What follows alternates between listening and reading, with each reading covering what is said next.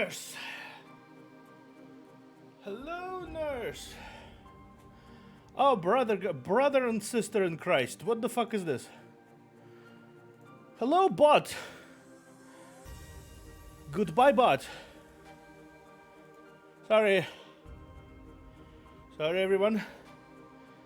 That was something. So, how you doing? How you doing, guys? I'm back. You know what? I decided to, instead of water, I grabbed whiskey. Because that's what I do. Hi. What the fuck is this? Hi. I suddenly am reminded of the. Hi. Oh my god. Okay. Oh my. Grand_wizard_Vivi Yes. just gifted 1 subs. The American water mic. Thank you, Grand Wizard Vivi, for gifting a sub to my art mama. Art Mama now can use her own emotes that she already can use because she already has them. But now she can use them officially. Also, hi Mike. Hi everyone. It's been a while. Since I've been around. I have been in the editing cave mostly, and I also have been in the other caves, trying to figure out some stuff about my existence. I figured out the stuff. Oh my god. Thank you, Grand Wizard Vivi, for subscribing at tier 2. Grand_wizard_Vivi just subscribed. Thank you for the tier 2 subscription, man. My younger brother, everyone. My younger brother decided to throw money at me.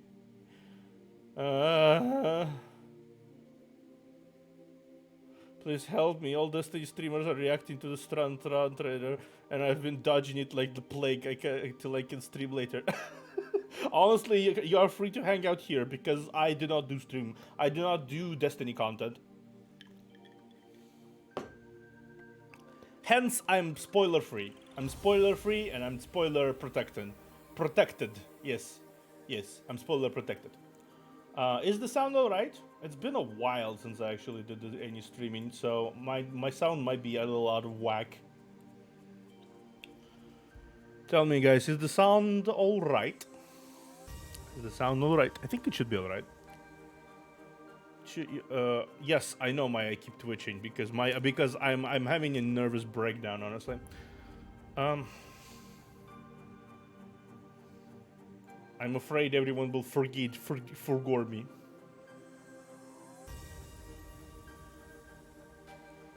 Happens sometimes. Don't it happen to you too?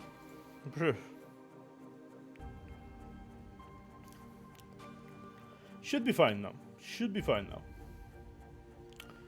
better now because I don't know. It's been a while since I streamed, so I'm a little out of practice. But yeah, my eye keeps twitching because I don't know what happened, but I think I need to clean my glasses. I'll clean my glasses in a moment. Just wanted to return back and well, frankly, I don't really know what to speak about.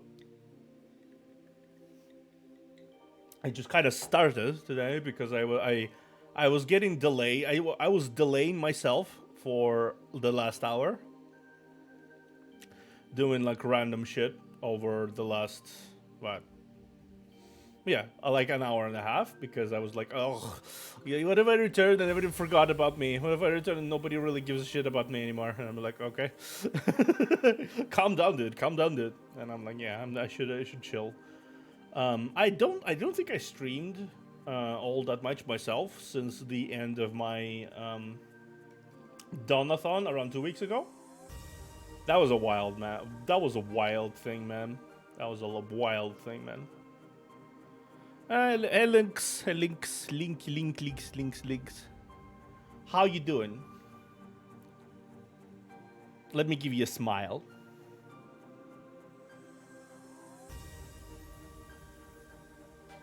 Yeah, thank you, thank you. I'm glad someone missed me. I've been alright generally. I've been editing that video I released just now. Actually, if you want to check it out, I have a video on my channel, a new edited one, an edited video. It's a bit scuffed because I'm not like the best editor in the universe ever. But it actually is kind of cool. It just illustrates the memories I had. Oh! This is the video I released. Which is edited shit. What the fuck is this game? Okay, thank you. I had a... Oh, Nordic! Nordic is back. Nice. Tuner decks. That's been a while since... it's been a while since I heard about tuner decks being irrelevant. Also, hi, Cyber. I am currently just kind of chillaxing in my chat, chillaxing here, and drinking this whiskey because. Oh, for fuck's sake. Okay.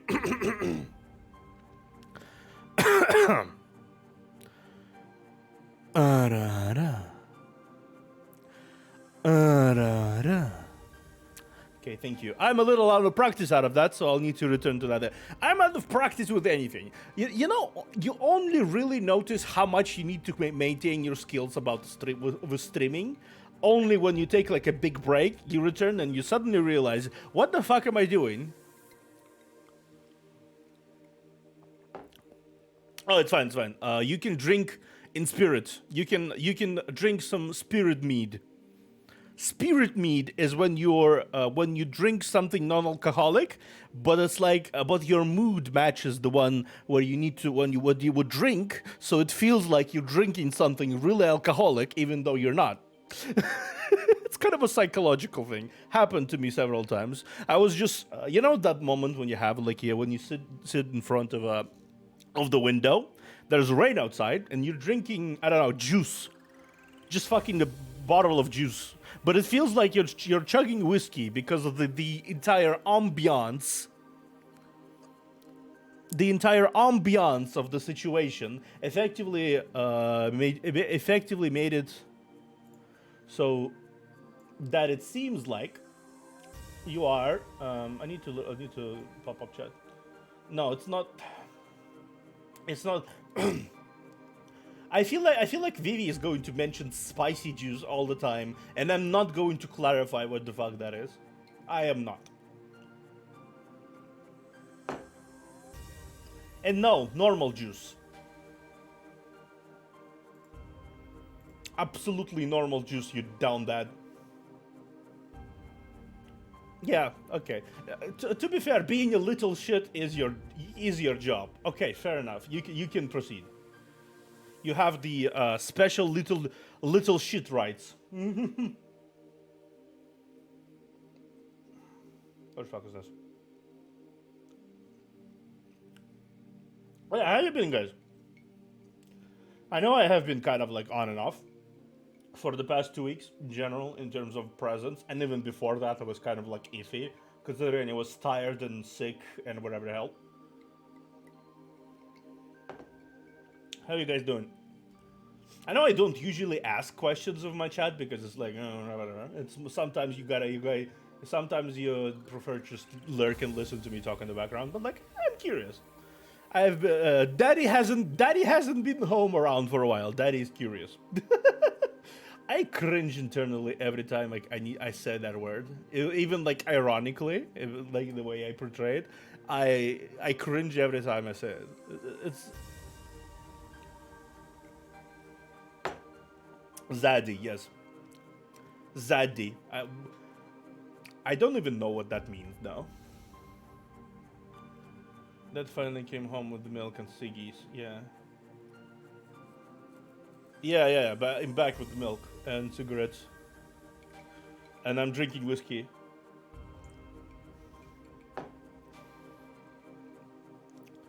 But yeah, how are you guys doing? I'm just curious.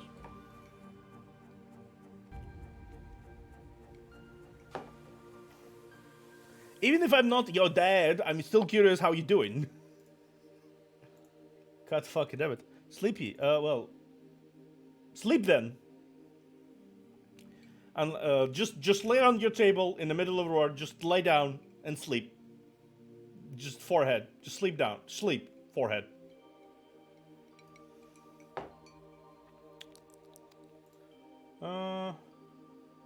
Everything seems to be alright.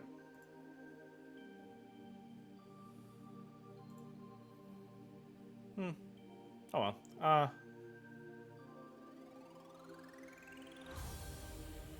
Yeah, exactly. Yeah, it's fine. It's fine. Tell them the imaginary your imaginary anime man from the internet. Tell D it's fine.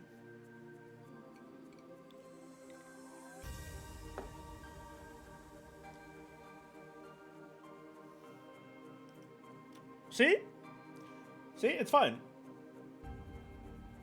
I am your boss. I'm telling you it's fine. So you can just lay face first into the desk, sleep. It's fine. It's all right. Nothing bad is gonna happen from it. You don't need money. You don't need money. It's all earthly possessions in comparison to the blissfulness of being able to sleep. Truly it is. Ah, fuck.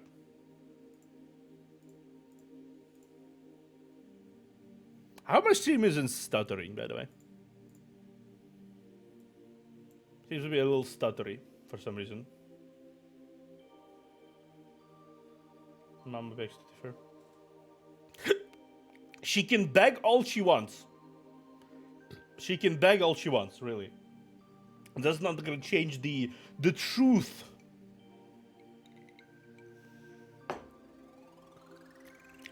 I'm so fucking close to my goal, though. Like, oh my god, I'm very close to my goal.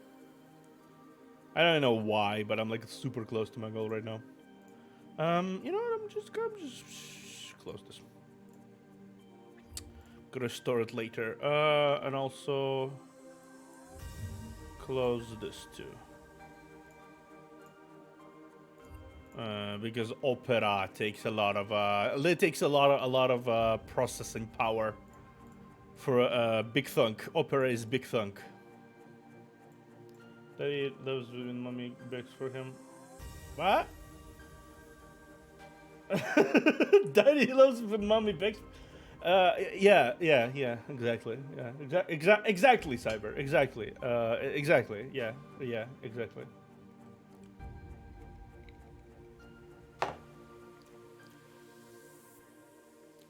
You know, I should inform you, Cyber, that I was already called a motherfucker by Aya today several times and made a Sweet Home Alabama joke about it. So in context of today, that is really funny.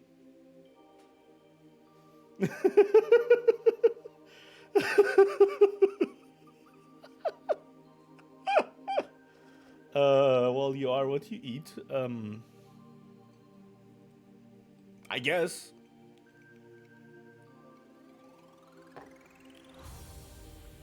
If I am what I eat, then I'm a very good steak. I'm a very good steak. I'm a very good piece of meat because I eat a lot of meat. Or pizza. I eat pizza. Yeah, I'm pizza then. If I am what I eat, I am pizza. Hello, I am the observer, and I am a pizza.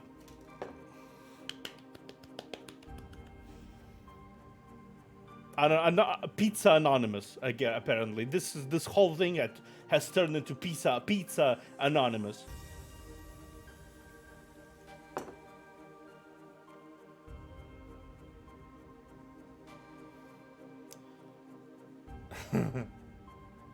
If I am what I eat, I must be eating some tasty assholes. You are one fancy pizza then. Hello. Yeah. Hi. You came in at the right time.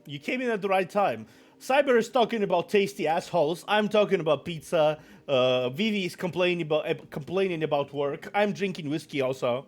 Perfect time for you to come in. Perfect time. Like, genuinely. Nothing... Very perfect.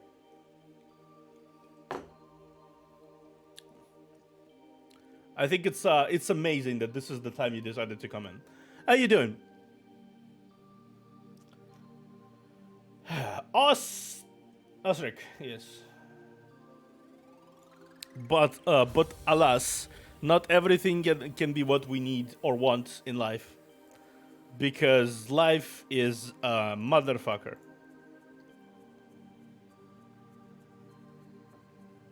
I had another bottle of Jack Daniels stashed in, so I added some apple juice into it, and I'm just good to go. Some ice, apple juice, and Jack Daniels. Simple thing, simple stuff. Very delicious now. Very delish. Delish. Brand speaks for itself. I bought 2 bottles of Jack Daniels. 105 and 1 liter. Yeah. And I drank the entirety of the 05 bottle during very first days of my donathon, when it was super scuffy and nothing worked. But I have the bottle. I had the bottle of the 1 liter left, which I also kind of partially destroyed. Partially. Oh yeah. I am a Slavic-blooded individual. I do not. If I drink, right? I drink a lot. If I drink a lot. That's just how it is. This is just how it is. I can't really deal with it. I can't really do anything about it. Just how it is. Why can't you drink alcohol, Billy? You're too small? Tell me, you're too small. Or you die if you drink alcohol. Because I would watch a drunk Vivi, because I can't even imagine what kind of fucking chaotic gremlin a drunk Vivi is.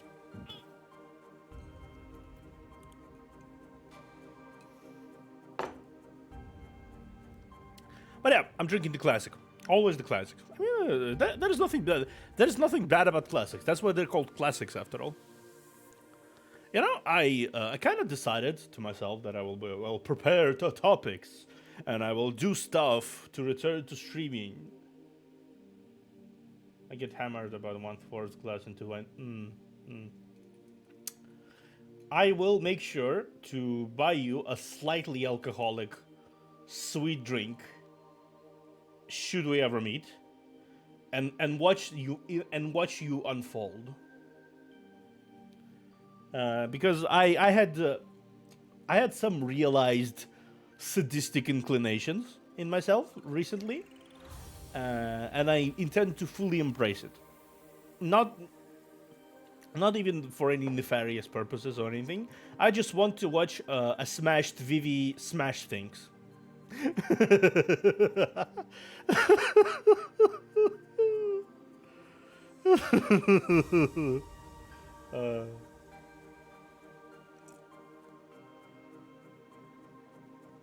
Doug, I'm gonna get a white girl trash drunk. Oh yeah. My space bar isn't working. Isn't. What the fuck? Dog. White girl trash drunk. Oh.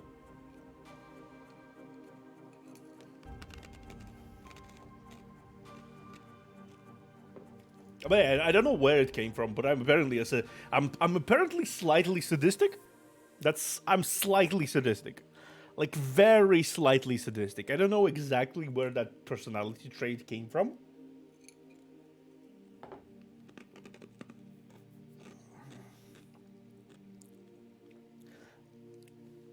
if you feed me alcohol, you signed up for carrying me back. Yeah, sure, sure.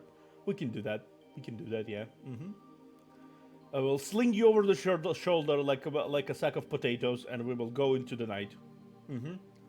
Oh no, he's kidnapping this person. No. They passed out on the table, and he paid for it. Oh. No, that's basically how it will go, because I will be perfectly fine, even though I will probably drink approximately 10 times more than you. And I will go home and I'll be fine. I don't know what happened. And then I'll go and buy myself an ice cream, whatever the hell.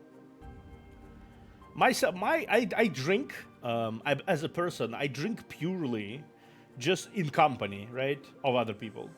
Princess carry me or no deal. We can do that, yeah. But yeah, as a person, I drink alcohol purely in company of others or for small recreational purposes. But when mostly I drink with others, and when I drink, I am the type of person, right? I am the type of person who will sit down, take some alcohol and sip it.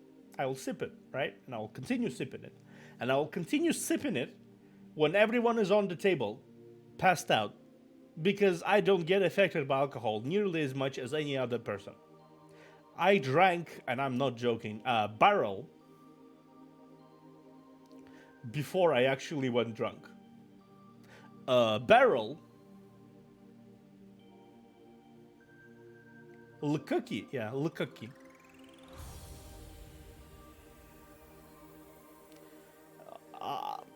On one hand, I'm lucky, yeah. On the other hand, it makes drinking alcohol kind of a pain, because like most of the time you're just gonna go for the taste.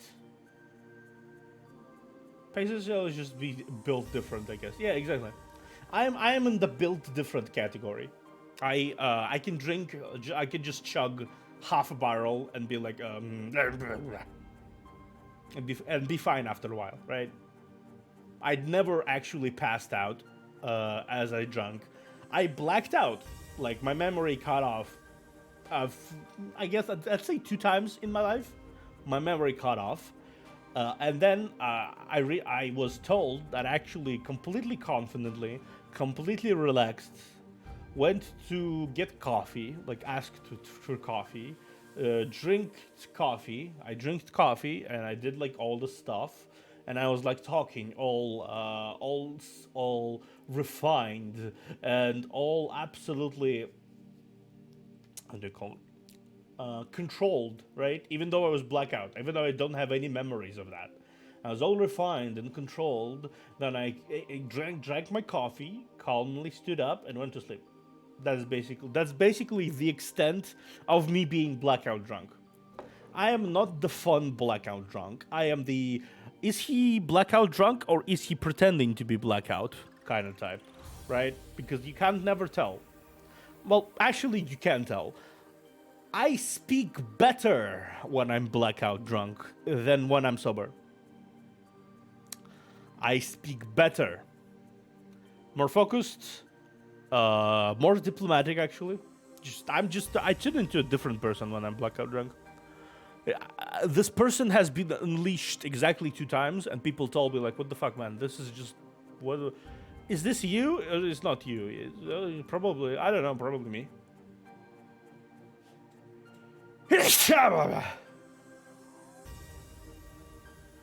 Yeah, that's like the opposite. That's the opposite of Mosaic. Yeah. Thank you. I'm flirty and stupid before I passed out. Yeah, that's fair. That's fair. That's fair, honestly. And thank you. I have a dad sneeze. Sometimes I require to sneeze, and I cannot stop, and I cannot do anything to stop it. And that's what I needed to do right now. I needed to sneeze. I would not say it's like the opposite of most of the drinks. There are several types of drunks out there in terms of how they behave during blackout moments, right? But I would say I am definitely in the minority of the blackout drunks because most people, when they blackout drunk, they just kind of go wild. They want to go punch a dude. They wanna go monkey want to fuck person monkey, right? Um, and or it's just something else, right? But I just kind of calmly behave myself. I wanna talk about higher topics. I wanna drink coffee. I wanna like grab a sweet or two, and I wanna go stand up, go to bed. Stand up, go to bed. After I had exhausted my limits of the conversation, I wanna just stand up and go to bed. Right, right. As I keep forgetting I have the Nightbot set to deliver this command like every half an hour. And I don't think I had like much clippable moments recently. I know, not really a loud, he grabbed the dick and twisted it. Oh yeah, timing moments. I don't think I had those recently. Right? I don't think I had much of those. Even like on my donathon, I mostly was like talking calmly about stuff because I was tired. I was tired as fuck. And then I decided, okay, story time. After my donathon had concluded, right, and I decided to, okay, it's time to like get time off streaming, right? My stupid ass decided it's better if I just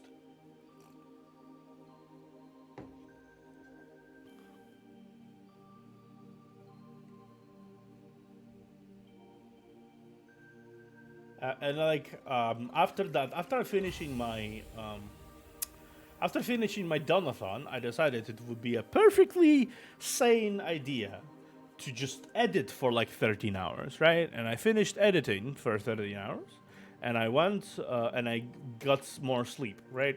And I woke up, and I decided, and I realized that, oh, goody, I am sick now. So that's been the first week of my not streaming after the 20th, is me getting sick because I overworked myself. So that's like a week and a half, I'd say, right? I have been still getting out of it, but see, I still have some remaining nose issues from it, but like it's mostly gone. It's mostly gone. The throat doesn't really count. The Persians used to debate ideas, both drunk and sober, to decide if it truly was a good idea. Sounds like that to me. Yeah. I'd say so. Some people still have like large portions of their brain activity remaining intact, right? I don't exactly know what kind of personality that reflects, because that definitely reflects something in the person when they kind of like get drunk as hell and go blackout mode, but still essentially remain the same or become even more concentrated. I guess it largely depends on what kind of thoughts and ideas we kind of suppress as people. I'm very antisocial as a person. I don't really talk too much. And it might be kind of contradictory considering I'm a VTuber. I fucking ramble all this time. I rambled already for 40 minutes, half an hour. Let's say half an hour. I rambled for already half an hour, even though I like non-stop. I talked and talked and talked and talked, almost non-stop. I replied to stuff. Like if you hear a sentence that I'm not really social from someone like me, you go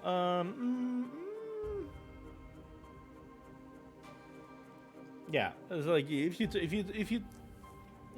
I tell you like I'm not really social and I don't really talk to people a lot, you say like X for doubt maybe, right? But I actually am not very social. I don't really go out of my way to talk to strangers, right? Don't really go out of my way to interact with people as much, unless I know them or I admire them in some way. I mean, one of my main reasons for going to streaming was to help my social skills a bit. Yeah, that's fair. That's fair. Believe it or not, I was even less social when I started streaming. because I was like, I was a recluse. I was a huge recluse. I didn't really have any friends on Discord, like at all. I didn't really have any life going on really. I was kind of a recluse in a lot of ways. I had this one friend. You might, I don't know if you know her, but she's been around like some occasionally. Raven. She's a mod. She's been a friend for a while, right? And I'm like, occasionally, it's just like, okay, that's basically the only friend I had, and we just kind of chatted. Well, there's also my sibling, but that's never mind about that.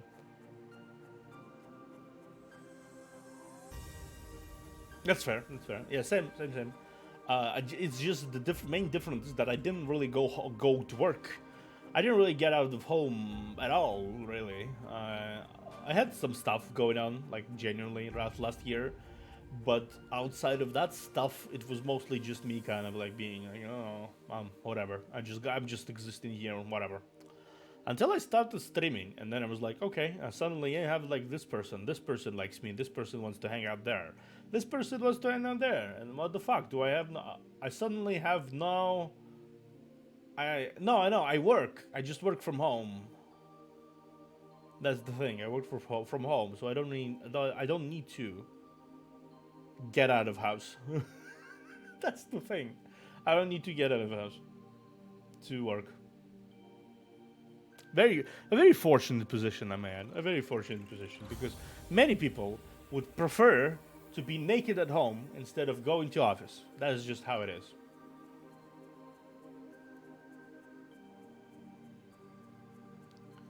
Hey, but if you're home, you can be naked. That's fine.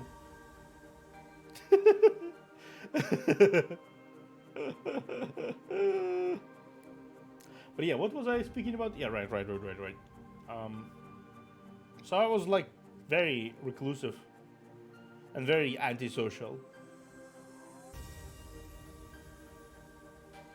That's fine. I feel very weird being antisocial recently. Like, it's like before that, it was very natural. Right now, I just kind of realized that there's a lot of people who know me, right? And a lot of people who would when I show up in like chat, right? Before that, I didn't really expect anyone to be like, oh, right, observer's here. Oh, hey, dude, observer, hey, dude. And I'm like, right now, I always take a point to send a few messages in chat when I lurk in some certain channels chat because I know they know me, and it's like weird, this weird feeling when I'm like, well, it'd be rude to not say hello, right? You know, I know they probably won't even notice me, right? Sometimes they do, sometimes they don't, but it's like, it's a weird feeling. Like, it would be rude if I didn't say hello, like very rude.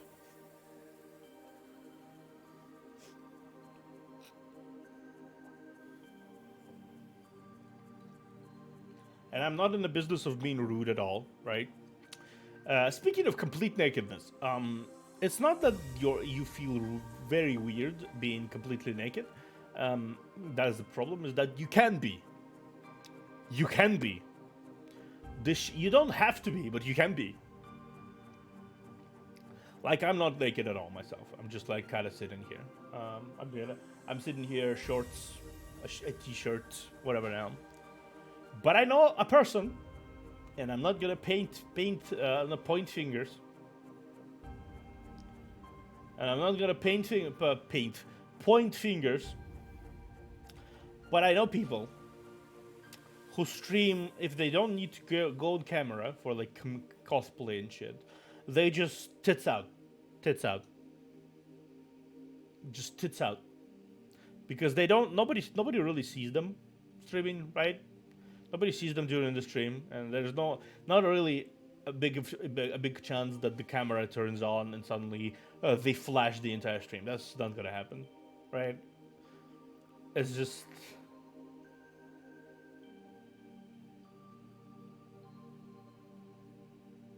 Yeah. I don't really know how to stream full naked myself. I'm not really the type.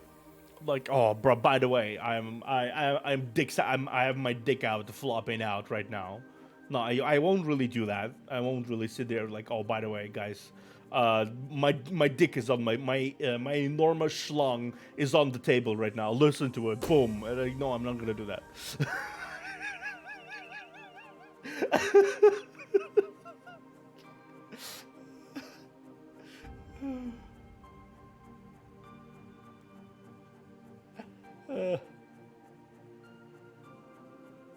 Yeah, exactly. That's the thing. I wouldn't really do that. Out of also desire to remain comfy in the chair I am having. I'm sorry. The table slam was probably unnecessary. The table slam was probably unnecessary. What the fuck is wrong with me, man? The fuck is wrong with me, man?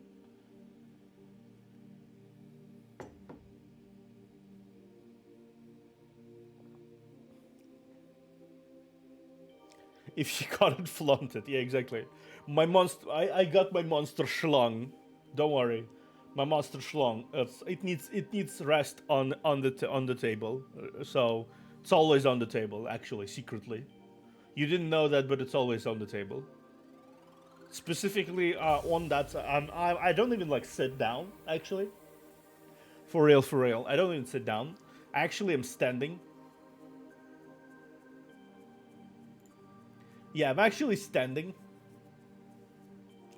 I am actually standing right now. I have a standing desk. I had standing desk all this time. All this time I was standing up.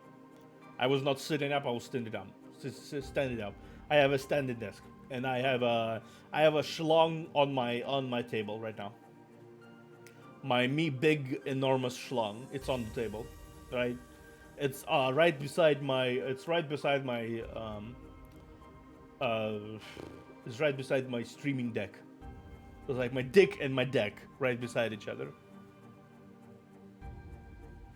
That's just how it is.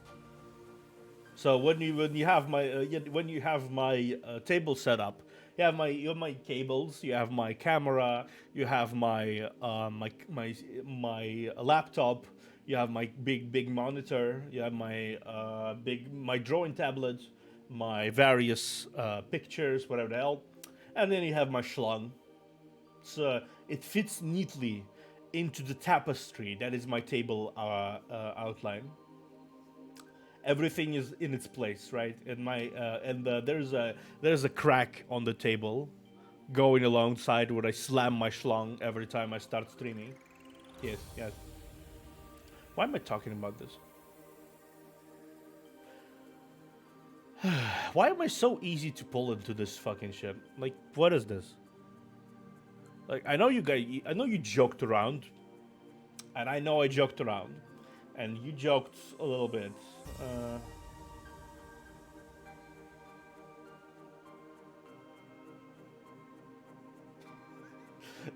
Yes, exactly, Cyber. It's one of the most beautiful quotes of the stream already.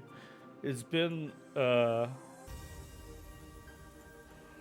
approximately an hour since I started, give or take 40 minutes, and I already I'm rolling out the quotes left to right, left to right.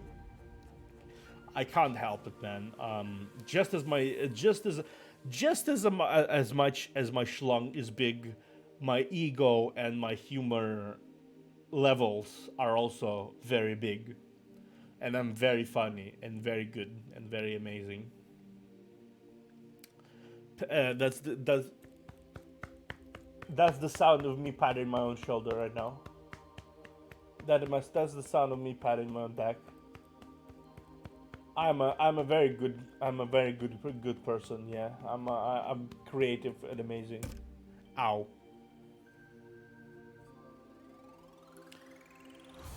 Yeah, I got it. I floated. Yes, exactly. Unfortunately, my big meaty schlong shall not be shared by anyone to anyone because that's TOS, right? That's TOS, and I do not desire to be banned. Otherwise, I would absolutely send all of you in chat. Yeah. Otherwise, I would absolutely send all of you in chat the DM with my holy schlong. The little observer, the Theo Junior. Yeah, exactly. I would send it all without any hesitation. If that didn't mean I get banned. Absolutely. Nothing can stop the schlong crusade.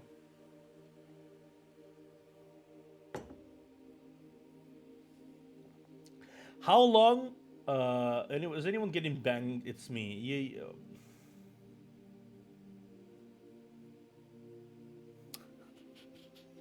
That was a Freudian slip.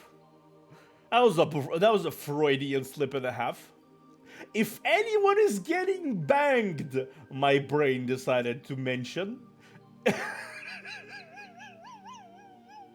was a Freudian slip on my part. That was very Freudian. That was very Freudian. I feel like I'm.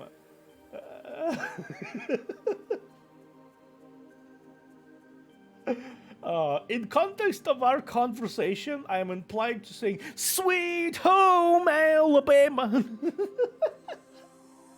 because you know, the not so little observer. Yeah, the not so little observer. Yeah, exactly. You gifted 2 subs, Vivi. You gifted 2 subs, Vivi. You are automatically entitled to a bang. You're automatically entitled to a bang from the schlong. What am I doing?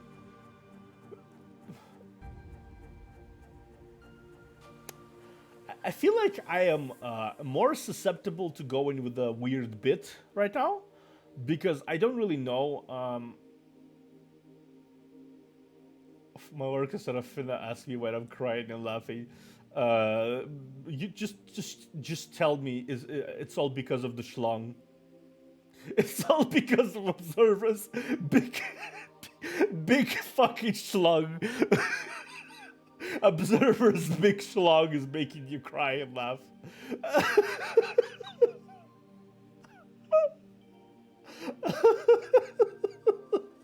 I'm so glad you don't clip me, guys. I'm so fucking glad, because this insanity. I don't. Yeah, my brother. My brother. I talking about his gigantic fucking schlong. Exactly. Yeah, exactly. My older. What are you doing, old bruh? Old bruh? What are you doing, older brother? I'm stuck. Help me, older brother. Don't worry about it. Let me whip out my huge schlong, and I'm gonna help you out of this situation.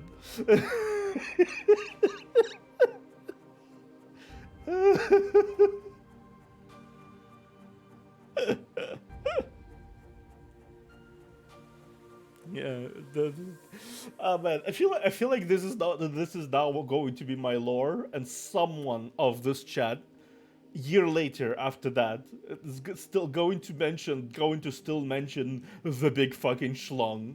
Like, it's time for. Yeah, your schlong looks like a big. Need help carrying it? Yeah, exactly.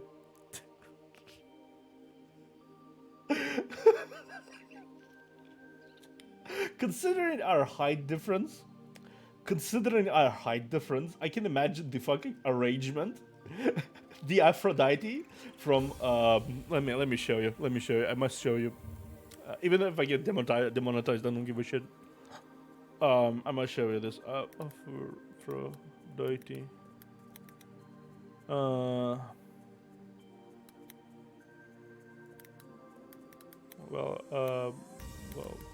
Curie. Aphrodite, yeah, exactly. I must show you. This is a setup.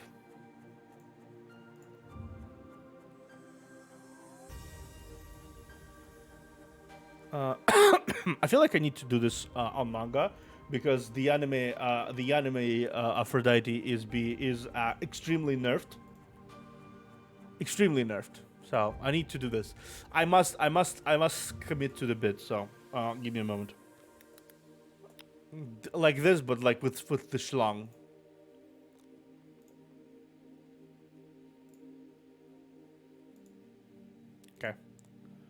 Okay. Okay.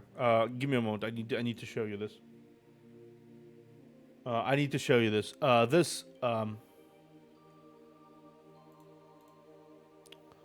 Okay. Image, right? Also, hi, Aya. Hello, mom. Ignore what's about to happen. Completely ignore what's about to happen. Don't worry about it. Right? This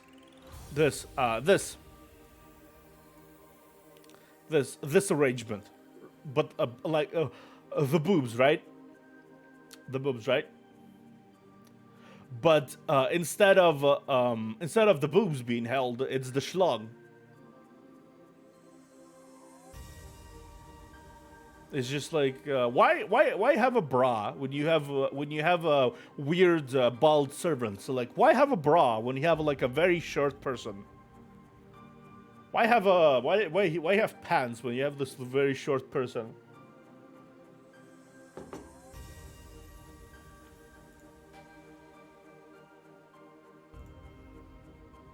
Yeah. Yeah. Yeah. Just yeah. This is what you come to here to. Your son talking about his big ass schlong. This is first thing I come to your thing. Anyway, I think I come up to your chest. You don't. You don't. I am 6'3". I am 6'3". You are like 4'10". You are very belly high.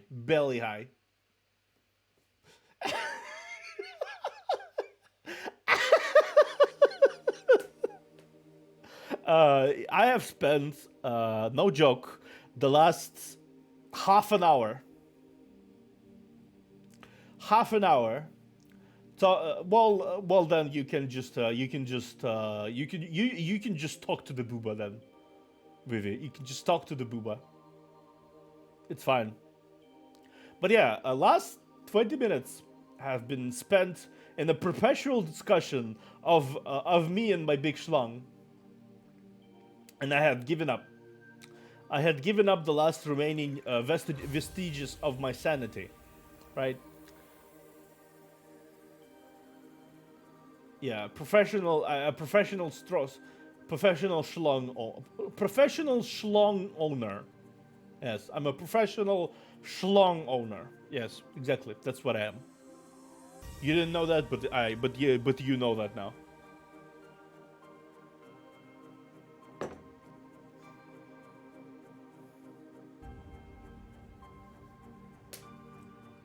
I don't know why I keep like I have like these flashes of clarity in between being a VTuber, and like I don't really know why I keep perpetuating this fucking bit.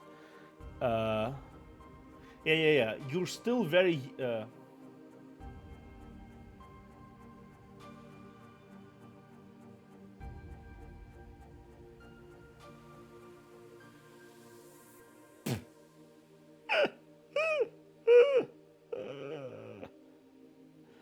Hey, I did not specify. I did not specify what kind of schlong I mean. Like honestly, this is a slander.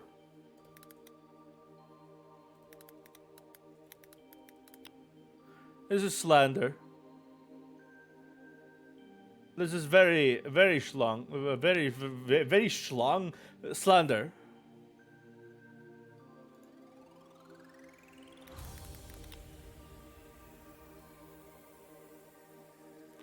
Slander.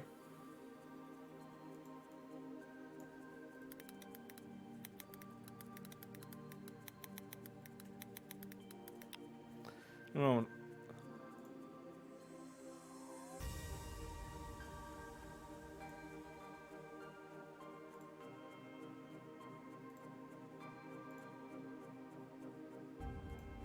See? See? I'm going to show you. I'm going to show you. Give me a moment.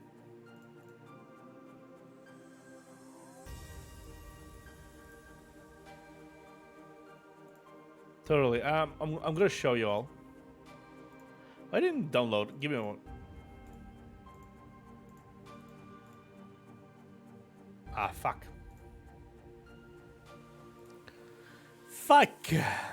It's WebPabian. Why is every single why is every single fucking Okay, I'm gonna close this because I don't need booba on my screen. Okay, give me a moment. Give me a moment. I must show you the big cocky.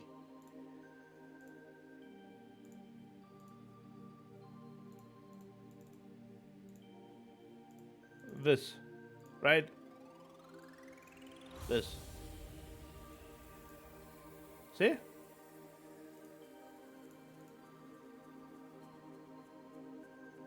It's okay, Sever. There's a reason.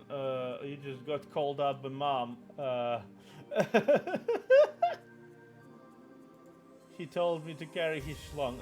God damn it, not against you and you and your Alabama. No. See. It's fine. See, this is my schlong. My 1 foot cocky. This is a thing, by the way. This is my 1 foot cocky. I'm not joking. This is how it's called.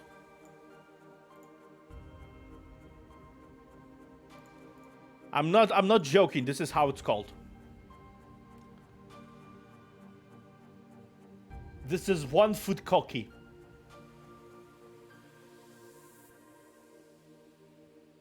It's the 1 foot cocky. I'm fairly certain it tastes bitter, with some salty notes, because it's the best 1 foot cocky. Oh, by the way, Vivi gave you a sub. I'm pretty sure. You might have noticed. Vivi returned to you to the status of the subscribe. Because my mother doesn't subscribe to me. My mother never subscribes to me. My mother, there's a big cocky. I'd love to get some of the juice inside of me. Yeah. Oh, you didn't notice, huh? Now you can use the emotes again officially. You can use them again officially on your Twitch endeavors. Feel free to use them with the blessing of my 1 foot cocky. And this is what this is every time. This is what I will do every time someone will mention anything about a cock. I will show this picture. I will show my 1 foot cocky.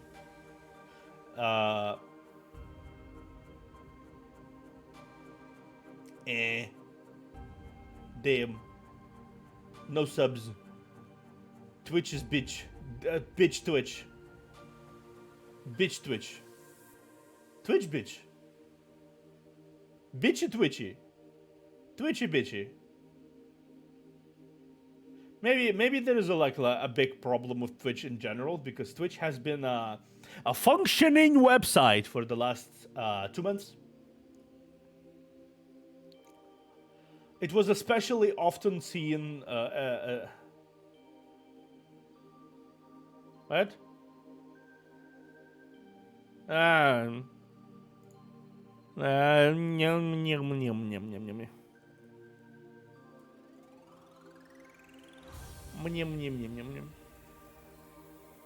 Streamer. Oh, I need to.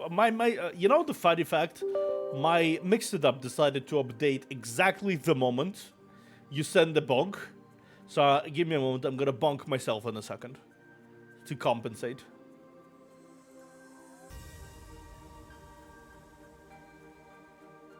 Come on.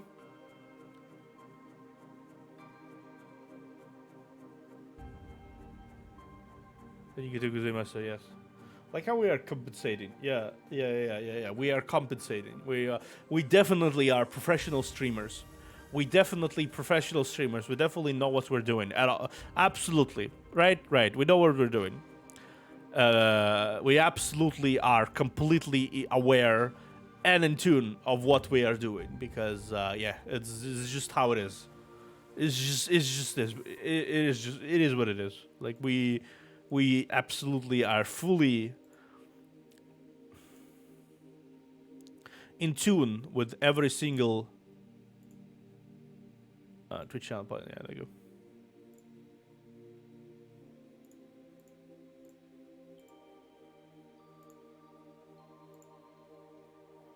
go. Mix it up. Where is mix it up here? Oh, okay.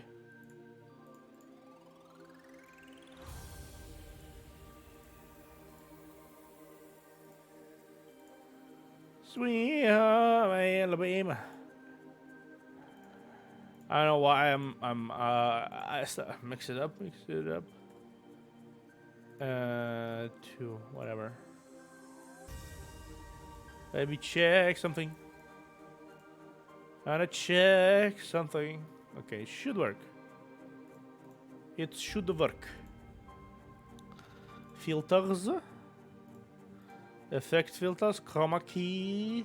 Green. Close. Yeah. Now bunkers. Yeah. Ow, ow, ow, ow, ow, ow, ow, ow, ow, ow, ow, ow. Yeah. Okay, it works. It works. I made it work. Because I am the master of disaster. I am the master of disaster. It works. I made it works. Bunk. Bunk.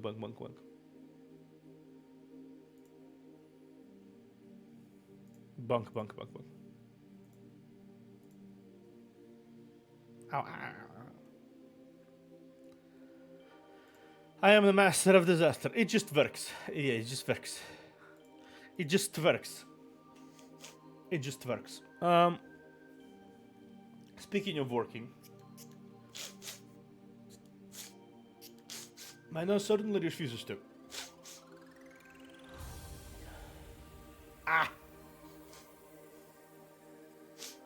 I have been having some problems with my nose for the last like 4 days.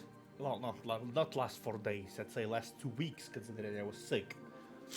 But it's still kind of like it still kind of requires occasional waterboarding to work. it requires occasional medicinal waterboarding for it to work. Oh, look at here. My timer is on. Observer is baby bottom. Okay. I see what what you are. I see what you're doing. I see what you're doing. I see what you're doing. In light of this grand event, before doing this myself, before doing the sus button myself, I will present to you. I will what is it? I will present to you. I will present to you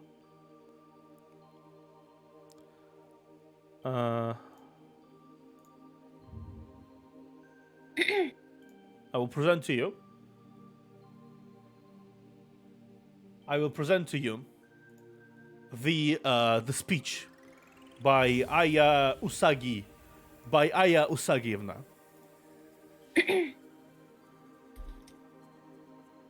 Aya is a bottom baby bunny, small bunny, cute bottom bunny. You angry bottom bunny? Soft bullable bunny. You want your treats? Bunny bottom? Don't be angry, bottom bunny.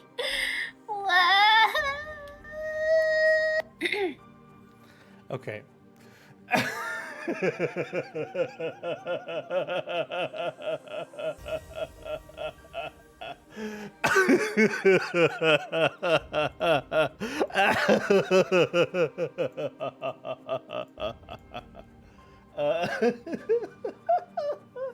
See, even my mod agrees. Even my mod agrees that you're a cute bottom bunny.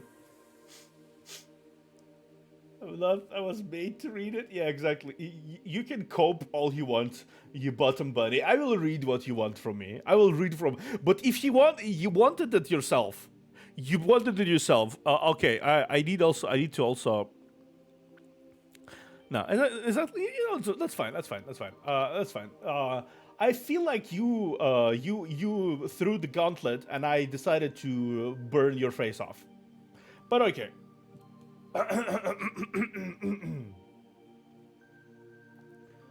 Observer is baby bottom. Super cute and kawaii bottom-kun. Do you want treats, baby bottom? Let me give you the milk.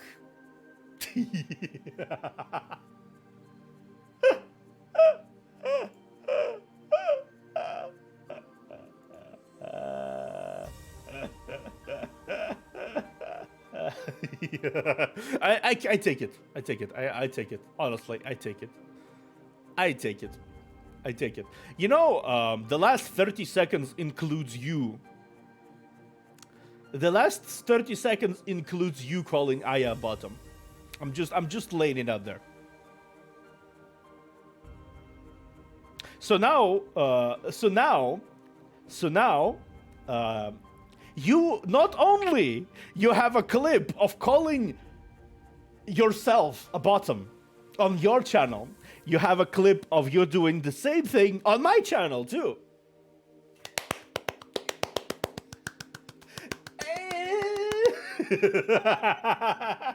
You fell for the bait. You fell for the bait. Why did you think I was doing this? Why did you think I was showing your clip?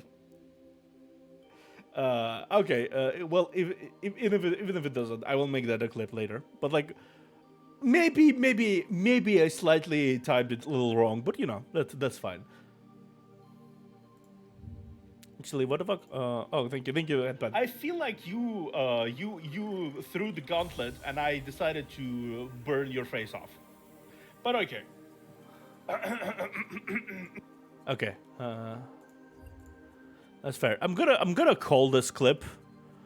I'm gonna call this clip. I'm gonna call this clip. I'm gonna call this clip. Aya down bad the bottom saga, part 2. Okay. We got it, boys. Aya down bad. Thank you for the pets. But I'm gonna bonk the shit out of you. Twitch has betrayed me, stupid mobile. Why are? It's not betraying you. It was on my side all along. Okay, sure.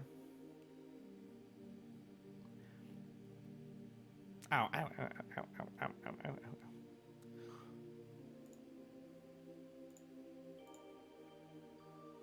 I don't know.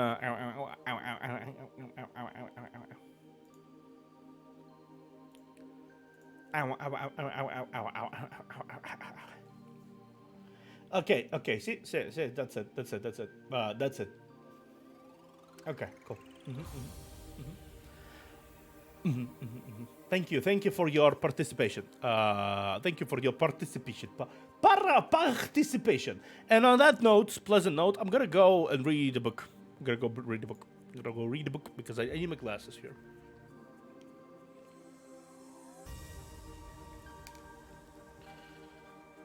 Anyone has any suggestions? What should I read? Or should I just simply start reading Metro? I have some ambience in mind.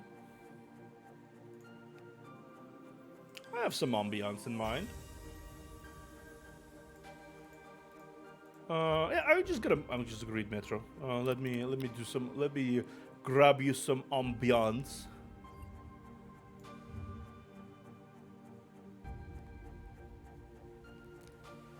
Let me grab you some. Let me grab you some ambiance. Fitness Grand Prix Placer test. Welcome back, Vivi. I'm starting to read book.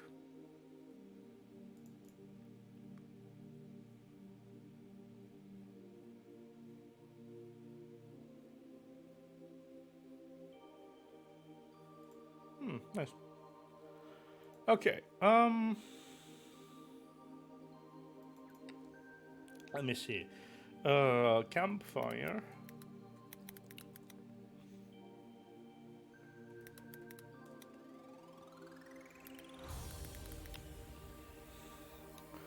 Okay. Cozy campfire. ASMR ambience. We got some ambience going. Yeah. We got some ambience going.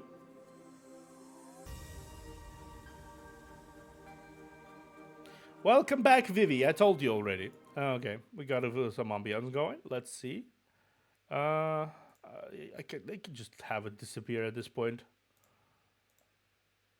Banana monkey. Nice. Oh, by the way, I decided to make myself bigger. Because I feel like that's just look. Okay. Let me check. Let me just adjust something before I continue.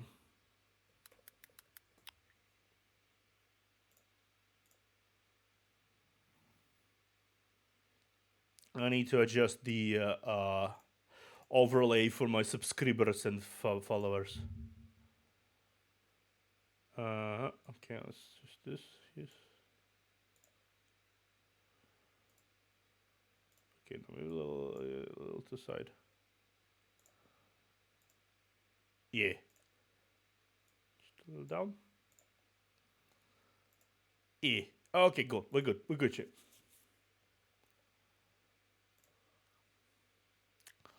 Okay, let's do this.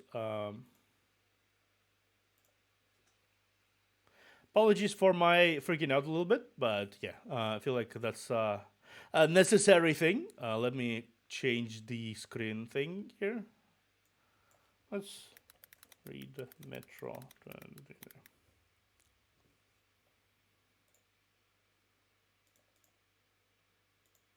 We're gonna start from the start.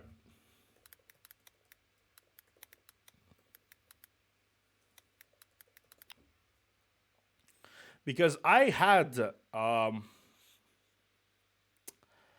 already read the first chapter, but unfortunately,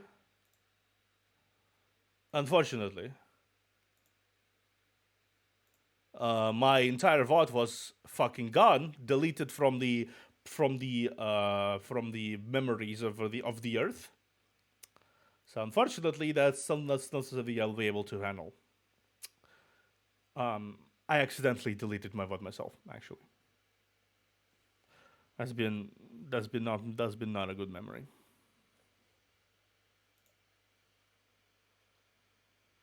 That's not been a good memory. Genuinely had not. Alas, all of us. I'm going to be reading the book right now. It's gonna be quiet. It's gonna be relaxed. Gonna be a lot of ambience happening here. And we are going to have some stuff. Hope you enjoy it. I'm gonna periodically read the chat and make sure you are heard. Your presence is heard, so to speak. And hope you enjoy it. I not exactly sure how good I will do, considering things. I'm a little sick still. Oh well, let's just hope for the best, okay? I hope my slight Russian accent will actually provide some interesting contrast for the whole situation. Yeah, but yeah. This is the Dmitry Gluhovsky Metro 2033. We are going to start again with chapter 1. This is going to be probably the only chapter I read today. I'm going to later read it, crop it out into its separate video because yeah, I like to do that. Let me grab a window capture. I'm going to have this outside here so you don't see my Twitch studio.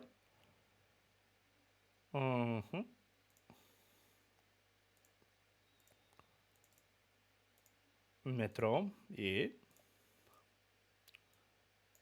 Okay, let me spread it out so you can see the book.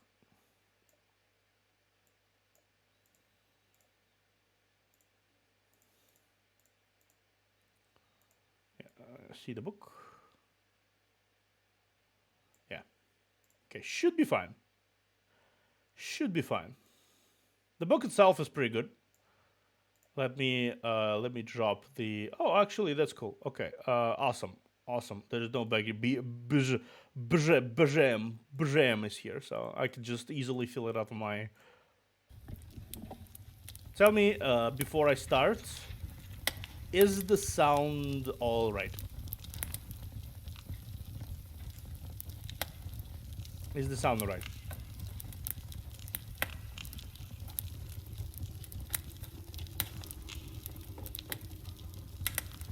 Is the sound all right?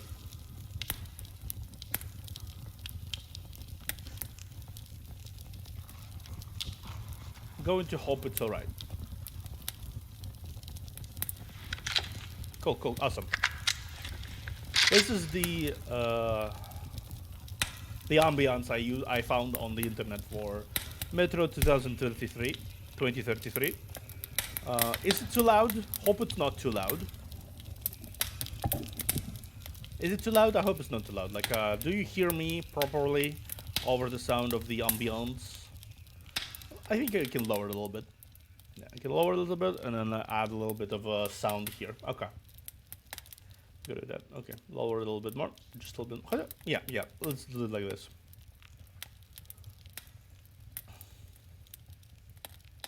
Yeah. That's what I meant. I think it sounded a little too loud. How about that? Okay. Oh, yeah, that's good. Okay, cool. We're gonna start with Metro 2033, Chapter 1, The End of the Earth. Who's there? Artyom, go have a look.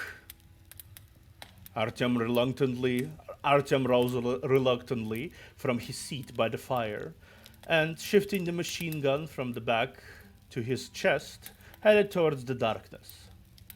He stood right at the edge of the lighted area, and then, as loudly and threateningly as he could, he clicked the sight on his gun and shouted gruffly, "Stop! Password!" He could hear quick, staccato footsteps in the darkness, where moments ago he'd heard a strange rustle and hollow-sounding murmurings. Someone was retreating into the depths of the tunnel. Frightened away by Artyom's gruff voice and the rattling of his weapon, Artyom hurriedly returned to the fire and flung an answer at Pyotr Andreevich. Nope, no one came forward, no response, they just ran off. You idiot! You were clearly told, if they don't respond, then shoot immediately. How do you know who that was? Maybe the Dark Ones are getting closer. No, I don't think they were people. The sounds were very strange, and the footsteps weren't human either. But, you think I don't know what human footsteps sound like? And anyway, when have the Dark Ones ever run off like that? You know yourself, Petr Andreevich. Lately, they've been lunging forward without hesitation. They attacked a patrol with nothing but their bare hands, marching straight into machine gun fire. But the thing, it ran off straight away, like some kind of scared animal. Alright, Artyom, you're too smart for your own good. But you've got instructions, so follow them, don't think about it. Maybe it was a scout, and now it knows how few of us are here, and how much ammunition they need. They might just wipe us out here and now, for fun. Put a knife to our throat and butcher the entire station, just like Polizhevskaya. And all just because he didn't get rid of that rat. Watch it! Next time I'll make you run after them into the tunnel. It made Artyom shudder to imagine the tunnel beyond the 700th meter. It was horrifying just to think about it. No one had the guts to go beyond the 700th meter to the north. Patrol has made it to the 500th, and having illuminated the boundary post with the spotlight on the trolley and convinced themselves that no scum had crossed it, they hastily returned. Even the scouts, big guys, former Marines, would stop at 618th meter. They turned their burning cigarettes into their cupped palms and stand stock still, clinging to their night vision instruments. And then they'd slowly, quietly head back, without taking their eyes off the tunnel, and never turning their backs to it. They were now on patrol at the 450th meter, 50 meters away from the boundary post. The boundary was checked once a day, and today's inspection has been completed several hours ago. Now, their post was the outermost, and since the last check, the beasts that the last patrol might have scared off would have certainly begun to crawl closer once again. They were drawn to the flaying, to people.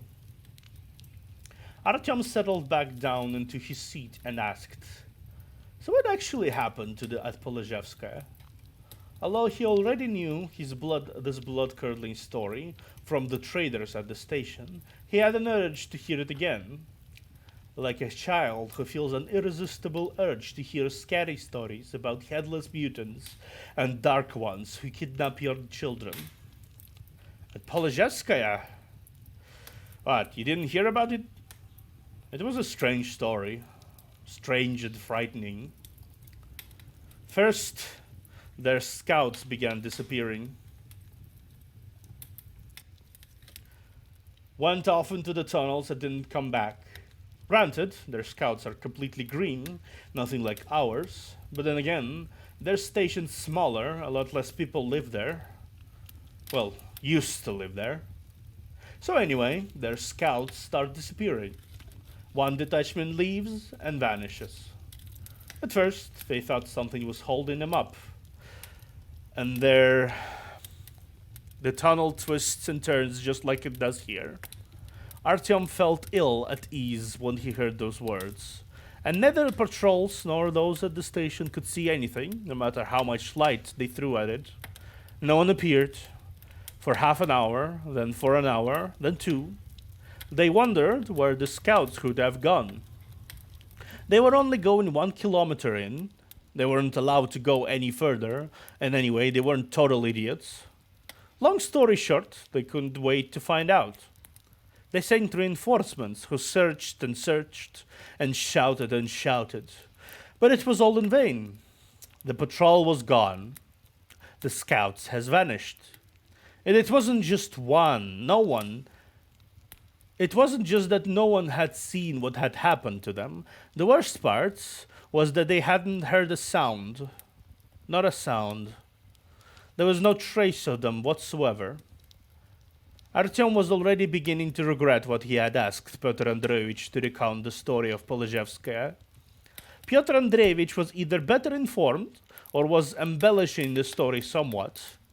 But in any case, he was telling details of the sort that the traders couldn't have dreamed, despite being masters and true enthusiasts of storytelling. The story's details sent a chill over Artyom's skin, and he became uncomfortable even sitting next to the fire. Any rustling from the tunnel, even the most innocent, were now exciting his imagination. So there you have it. They hadn't heard any gunfire, so they decided that the scouts had simply left them. Maybe they were dissatisfied with something and decided to run. So to hell with them. If it's an easy life they want, if they want to run around with all kinds of riffraff, then let them run around to their heart's content. It was simpler to see it that way, easier. But a week later, yet another scout team disappeared. And they weren't supposed to go any further than half a kilometer from the station. And again, same old story. Not a sound, not a trace. Like they'd vanished into thin air. So then they started getting worried back at the station. Now they had a real mess on their hands. 2 squadrons had disappeared within a week. They'd have to do something about it, meaning they'd have to take measures. Well, they set up a cordon at the 300th meter. They dragged sandbags to the cordon, set up machine guns and a spotlight, according to the rules of fortification. They set a rounder to Bigavaya. They'd established a confederation with Bigavaya and 1805 Street. Initially, Oktoberfield had also been included, but then something had happened. No one knows exactly what. Some kind of accidents. Conditions there had become unlivable and everyone had fled. Anyway, then they sent the runner to Bigavaya to warn them that, as they said, trouble was afoot, and to ask for help should anything happen. The first runner had only just made it to Bigavaya, and the people there were still considering their answer when a second runner arrived with Bigavaya, lathered in sweats, and said that their reinforcement cordon had perished to a man without firing a single shot. Every last one of them had been slaughtered, and it was as if they'd been butchered in their sleep. That's what was scary. But they wouldn't have fallen asleep, not after the scare they'd had, not to mention the orders and instructions. At this point, the people at Bigavaya had understood that if they did nothing, the same story would begin in their neck of the woods as well. They equipped a strike force of veterans, about 100 men, machine guns and grenade launchers. Of course, that all took a bit of time, about a day and a half, but all the same, they dispatched the group to go and help. And when the group entered Polozhevskaya, there wasn't a living soul to be seen. There weren't even bodies, just blood everywhere. There you go. And who knows who the hell did it? I, for one, don't believe that humans are capable of such a thing. And what happened to Bigavaya? Artyom's voice sounded unusual, unlike him. Nothing happened to them. They saw what the deal was and exploded the tunnel that led to Polozhevskaya. I hit 40 meters worth of tunnel is collapsed. There is no digging through it without special machinery, and even with machinery, I bet you wouldn't get very far. And where would you go in to find that kind of machinery anyway? Machinery rotted away 15 years ago. Pyotr Andreevich fell silent, gazing into the fire. Artyom gave a loud cough and said, "Yeah, I should have shot the thing, of course. I was an idiot." A shout came from the south, from the direction of the station. "Hey there, at 400th meter. Everything okay there?" Pyotr Andreevich folded his arms into the shape of a megaphone and shouted in reply, "Come closer, we've got a situation here." 3 figures approached in the tunnel from the station, their flashlights shining, probably patrol members from the 300th meter. Stepping into the light of the fire, they put out their flashlights and sat there down. "Hi there, Pyotr. So it's you here." And I'm thinking to myself, who'd they send off to the edge of the earth today? Said the senior patrolman, smiling and shaking a cigarette from his pack. "Listen, Andryushka. One of my guys saw someone up there, but he didn't get to shoot. It hit in the tunnel. He says it didn't look human." "Didn't look human? What did it look like then?" Andrei turned to Artyom. "I didn't even see it. I just asked for the password, and it ran right off, heading north. But the footsteps weren't human. They were very light and very quick, as if it had 4 legs instead of 2. Or 3, winked Andrei, making a scary face. Artyom shocked, remembering the stories about the 3-legged people from the Filevskaya line, where some of the stations went up to the surface, and the tunnel didn't run very deep at all, so they had almost no protection from the radiation. There were 3-legged things, 2-headed things, and all kind of weird shit crawling all over Metro from those parts. Andrei took a drag of his cigarettes and said to his men, "Alright guys, since we're already here, why don't we sit down for a while? If any 3-legged things crawl up on these guys again, we'll lend a hand. Hey Artyom, got a kettle?" Pyotr Andreevich got up and poured some water from a canister into a beat-up Soviet soot-covered kettle and hung it over the flame. In a few minutes, the kettle began to whistle and it came to a boil. The sound, so domestic and comforting, made Artyom feel warmer and calmer. He looked around at men who were sitting around the fire, all of them strong, dependable people, hardened by the challenging life they had led here. You could trust men like these. You could count on them. Their station always had the reputation for being the most successful along the entire line, and that was all thanks to the men gathered here, and to others like them. They were all connected to each other with warm, almost brotherly bonds.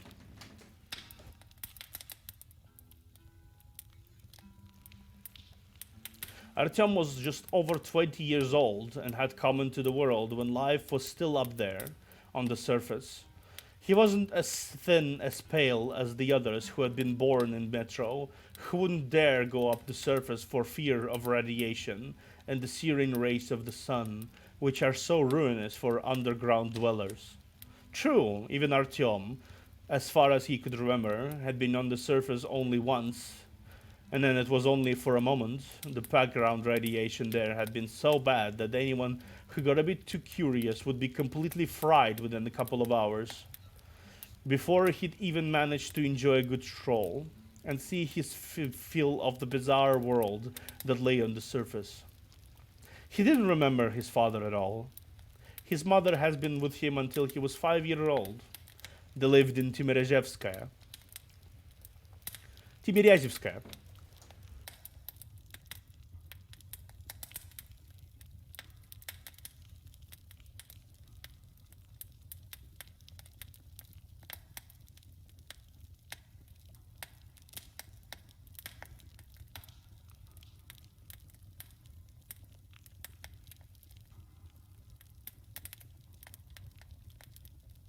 Sorry, a little interruption. Where was that? They lived in Timirazhevskaya.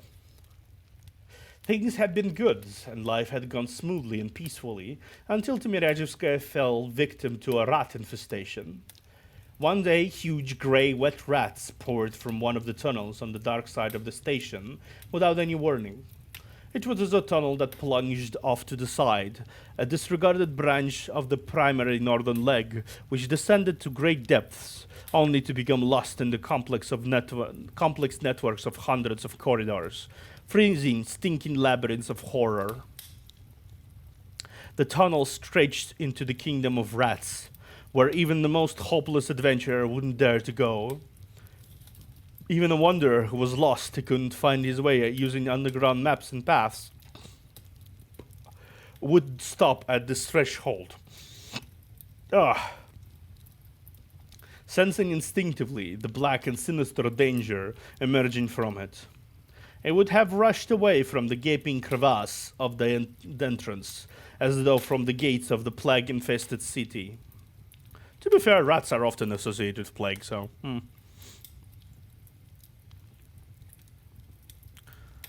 Okay. No one bothered the rats. No one descended into their domains. No one dared to violate their borders. They came to the people. Many people perished that day when the living torrent of gigantic rats, bigger than they had ever been seen at either the stations or in the tunnels, had flooded through the cordons at the station, burying all of its defenders and its population, muffling their dying screams with the mass of their bodies. Consuming everything in their path, the living, the dead, and their own fallen comrades, the rats tore ahead, further and further, blindly, inexorably, propelled by a force beyond human comprehension. Only a few men remained alive. No women, no old men or children, none of the people who would normally have been saved first, but rather 5 healthy men who had managed to keep ahead of the death-wreaking torrent. And the only reason they'd outrun it was because they'd happened to be standing near a trolley, on a watch in the southern tunnel.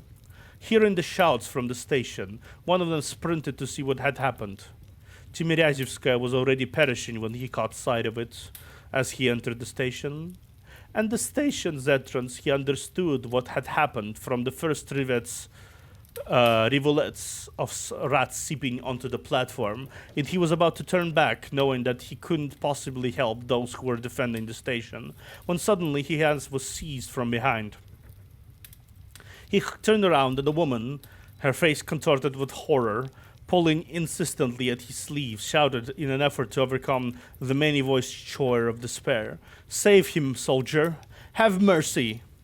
He saw that she was handling him a child's hand, a small, chubby hand, and he grabbed the hand without even thinking that he was saving someone's life. And pulling the child behind him, and then picking him up and tucking him under his arm, he raced off with the 4 front-runner rats in a race with death, forward through the tunnel, where the trolley was waiting with his fellow patrolmen. He started to shout at them from afar, from a distance of 50 meters or so, telling him to start up the trolley. Their trolley was motorized, the only of its kind in the surrounding 10 stations, and it was only because of it that they were able to outrun the rats.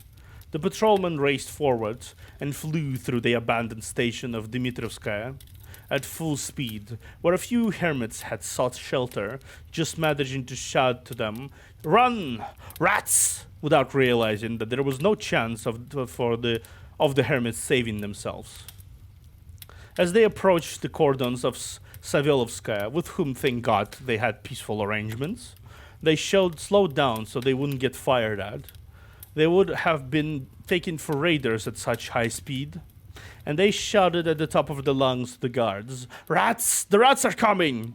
They were prepared to keep running right through Savelovskaya and further along the line, prepared to beg to be let through, as long as there was somewhere further to go, as long as the grey lava hadn't inundated the entire metro. But luckily, there was something at Savelovskaya that would have saved them, the station, and perhaps the entire Savelovskaya-Timirezhevskaya branch. They were nearly at the station, soaked in sweat, shouting at the Savelovskaya guards about their narrow escape from death. Meanwhile, the guards at the post were quickly pulling the cover off some kind of impressive-looking piece of kit. It was a flamethrower, assembled by the local craftsmen from the spare parts, homemade but incredibly powerful. When the first ranks of the rats became visible, gathering force, and you could hear the rustling and the scratching of 1,000 rats' paws from the darkness, the guards fired up the flamethrower. And they didn't turn it off until the fuel was spent. A howling orange flame filled the tunnel for tens of meters and burned the rats, burned them all, without stopping for 10, 15, 20 minutes. The tunnel was filled with the repulsive stench of burnt flesh and the wild screeching of rats. And behind the guards of Savelovskaya, who had become heroes and had heard fame along the entire metro line, the trolley came to a stop, cooling down. On it were 5 men who had fled from Timirezhevskaya station, and there was one more, the child they had saved. A boy, Artyom. The rats retreated. Their blind will had been broken by one of the last inventions of human military genius. Humans had always been better at killing than any other living thing. The rats flowed backwards and returned to their enormous kingdom, whose true dimensions were known to no one. All of those labyrinths, lying at incredible depths, were so mysterious, and it seemed completely useless for the functioning of the metro. It was hard to believe, despite the assurances of various persons of authority on the matter, that all of this was built by ordinary metro builders. What such person of authority had once worked as a conductor's assistant on an electric train in the old days. There were hardly any of its kinds left, and they were greatly valued, because at first they had proven to be the only ones who would find their way around, and they didn't give in to the fear of the moment they found themselves outside the comfortable and safe capsules of the train, in the dark tunnels of the Moscow metro, in the stone bowels of great metropolis. Everyone at the station treated the conductor's assistant with respect, and taught their children to do the same. It was for that reason, probably, that Artyom had remembered him all his life. A thin, haggard man, emaciated by the long years of work underground, who wore a threadbare and faded Metro employee uniform that had long ago lost its chic but that he donned with the same pride a retired admiral would feel when putting on his parade uniform. Even Artyom, still just a kid at the time, had seen a certain dignity and power in the sickly figure of the conductor's assistant. Of course he did. For all those who survived, the employees of the metro were like local guides to the scientific expeditions in the jungles. They were religiously believed, they were depended upon completely, and the survival of everyone else depended on their knowledge and skill. Many of them became the heads of stations where the united system of government disintegrated, and the metro was transformed from a complex object of civil defense, a huge fallout shelter, into a multitude of stations unconnected by a single power, and was plunged into chaos and anarchy. The stations became independent and self-sufficient, distinctive dwarf states with their own ideologies and regimes, their own leaders and armies. They warred against each other, they joined to form federations and confederations. They became metropolitan centers of rising empire one day, only to be subjugated and colonized next by their erstwhile friends or slaves. They formed short-term unions against a common threat, only to fall at each other's throat again with renewed energy the moment that threat had passed. They scraped over everything with total abandon, over living spaces, over food, over the plantings of albinous yeasts, the crops of mushrooms that didn't require any sunlight, the chicken coops, the pig farms, where pale subterranean pigs and emancipated chicks were raised on colorless underground mushrooms. They fought, of course, over water, that is, over filters. Barbarians who didn't know how to repent for filtration systems that had fallen into disuse and were dying from water that was poisoned by radiation, threw themselves with animal rage upon the bastions of civilized life. At the stations where dynamo machines and small homemade hydroelectric stations functioned correctly, where filters were repaired and cleaned regularly, where tended by the caring female hands, the damp ground was punctuated with the little white caps of champignons, and well-fed pigs grunted in their pens. They were driven forwards in their endless and desperate onslaughts by an instinct for self-preservation and by the eternal revolutionary principle, conquer and divide. The defenders of successful stations, organized into battle-ready divisions by former military professionals, stood up to their assaults of vandals, to the very last drop of their blood.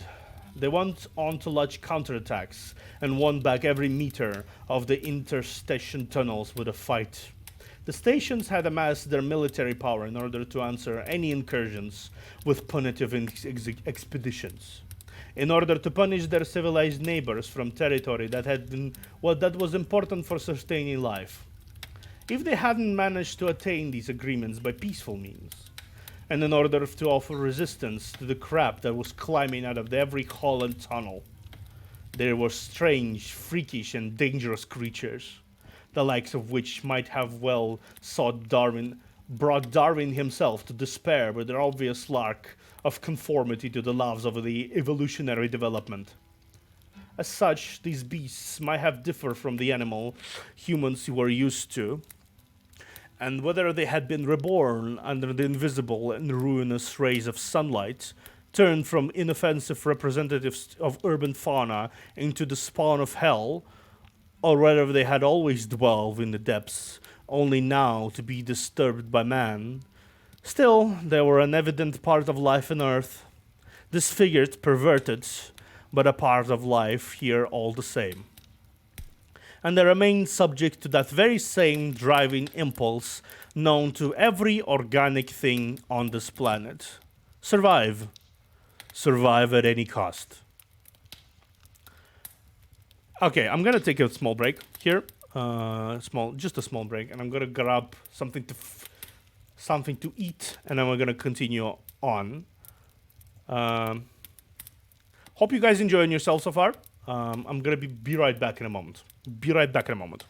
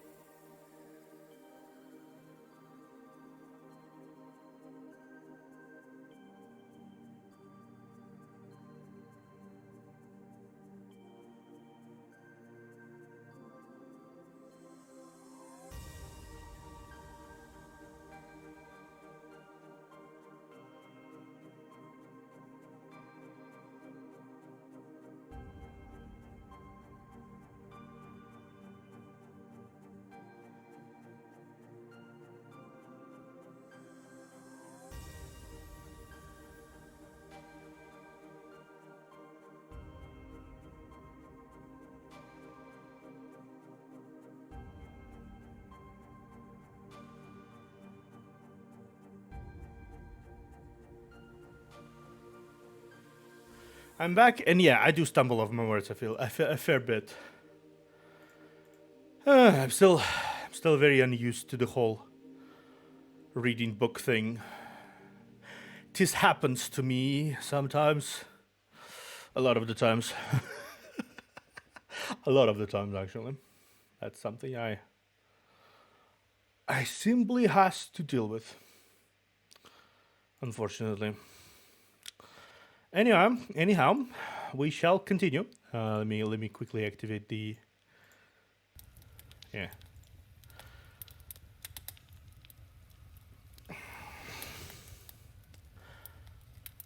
Artyom accepted a white enameled cup in which some of their homemade station tea was splashing around.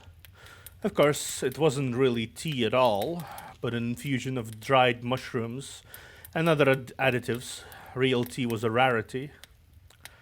They rationed it and drank it only at major holidays, and it fetched a price dozens of times higher than the price of the mushrooms infusions. Nevertheless, they liked their own station brew and were proud enough were even proud of it enough of it to call it tea.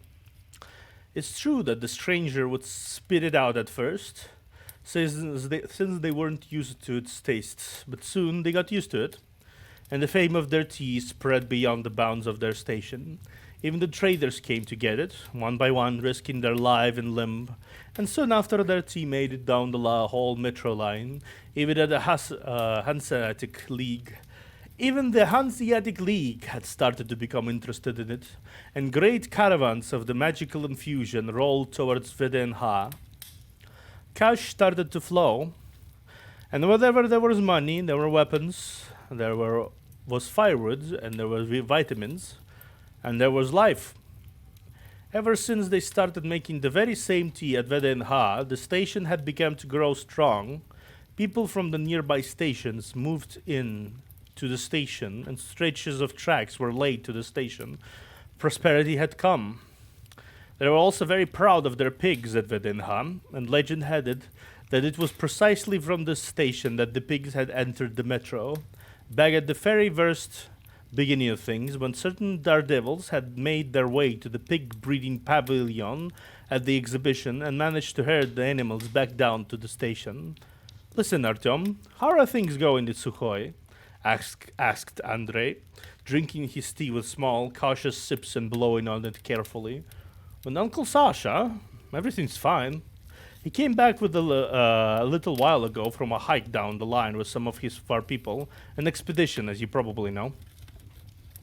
Andrei was about 15 years older than Artyom. Andrei was about 15 years older than Artyom. Generally speaking, he was a scout and rarely stood a watch nearer the 450th meter, and then only as cordon member, only as a cordon commander. And here they'd posted him at 300th meter, with good cover, but all the same, he felt the urge to hit deeper and made use of any pretext, any false alarm to get closer to the darkness, closer to the secret. He loved the tunnel and knew its branches very well, but at the station, he felt uncomfortable among the farmers, the workers, the businessmen, and the administration.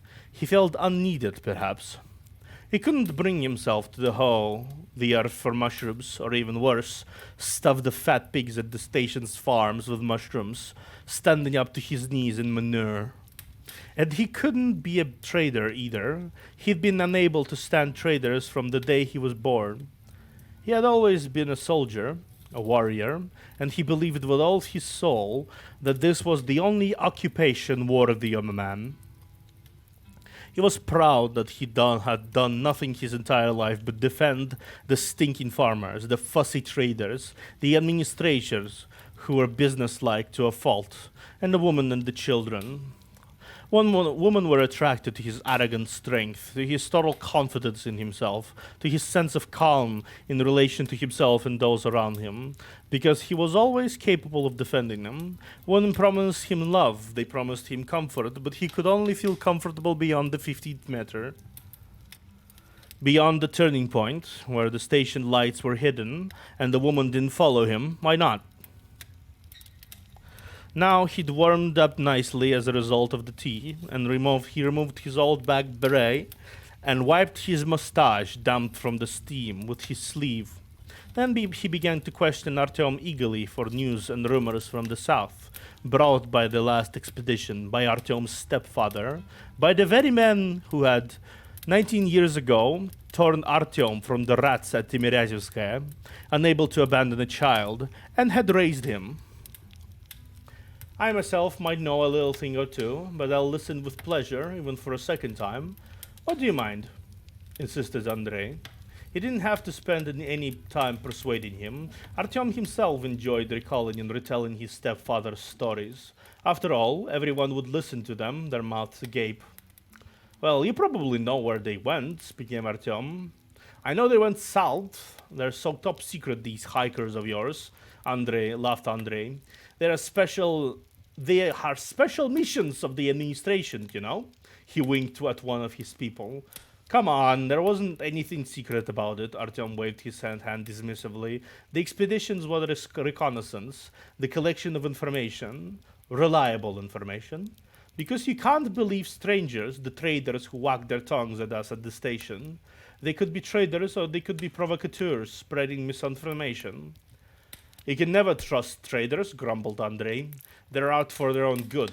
How are you supposed to know whether to trust one? One day he'll sell your tea to the Hansa, and the next he'll sell you and your entrails to someone else. They may well be collecting information here among us. To be honest, I don't particularly trust ours either. Well, you're wrong to go after our own, Andrei Arkadyevich. Our guys are all okay. I know almost all of them myself. They're people, just like people anywhere. They love money too. They want to live better than others do. They're striving towards something, Sir Artyom attempted to defend the local traders. There it is. That's exactly what I'm talking about. They love money. They want to live better than everyone else does. And who knows what they do when they go off into the tunnel? Can you tell me with certainty that the very next station they aren't recruited by agents? Can you or not? Which agents? Whose agents did our traders submit to? Here's what I'll say, Artyom. You're still young, and there's a lot you don't know. You should listen to your elders, pay attention, and you'll stick around a bit longer. Someone has to do their work. If it wasn't for the traders, we'd be sitting here without military supplies, with Berdan rifles, and we'd be tossing salt at the Dark Ones and drinking our tea, said Artyom, not backing down. All right, we've got an economist and armists. Simmer down now. You'd do better to tell us what Sukhoi saw there. What's going on there with the neighbors at Alexeyevskaya, at Rizhevskaya? At Alexeyevskaya? Nothing new. They're growing mushrooms. And what is Alexeyevskaya anyway? A farmyard, that's all. So they say. Then Artyom lowered his voice in light of the secrecy of the information he was about to give. They want to join us. And Rizhevskaya isn't against it either. They're facing growing pressure over there from the south. There is a somber mood. Everyone's whispering about some sort of threat. Everyone is afraid of something. But of what? Nobody knows. It's either that there's some sort of new empire at the far end of the line, or that they're afraid of the Hansa, thinking they might want to expand. Or it's something else altogether. And all those barnyards are starting to cuddle up to us. Rizhskaya and Alexeyevskaya both. But what do they want in concrete terms? What are they offering? Asked Andrei. They want to create federation with us that has a common defense system, to strengthen the borders of both ends, to establish constant illumination inside the interstation tunnels, to organize a police force, to plug up the side tunnels and corridors, to launch transport trolleys and lay telephone cable to designate any available space for mushroom growing. They want a common economy to work and to help each other, should it prove necessary. And where were they when we needed them? Where were they when there was vermin crawling at us from the botanical gardens, then from Medvedkov? When the Dark Ones were attacking us, where were they? Growled Andrei. Don't jinx us, Andrei, be careful, intercepted Pyotr Andreevich. There aren't any Dark Ones here from the time being. And all's well. It wasn't us who defeated them. Something happened that was of their own doing. It was something among themselves, and now they're quieted down.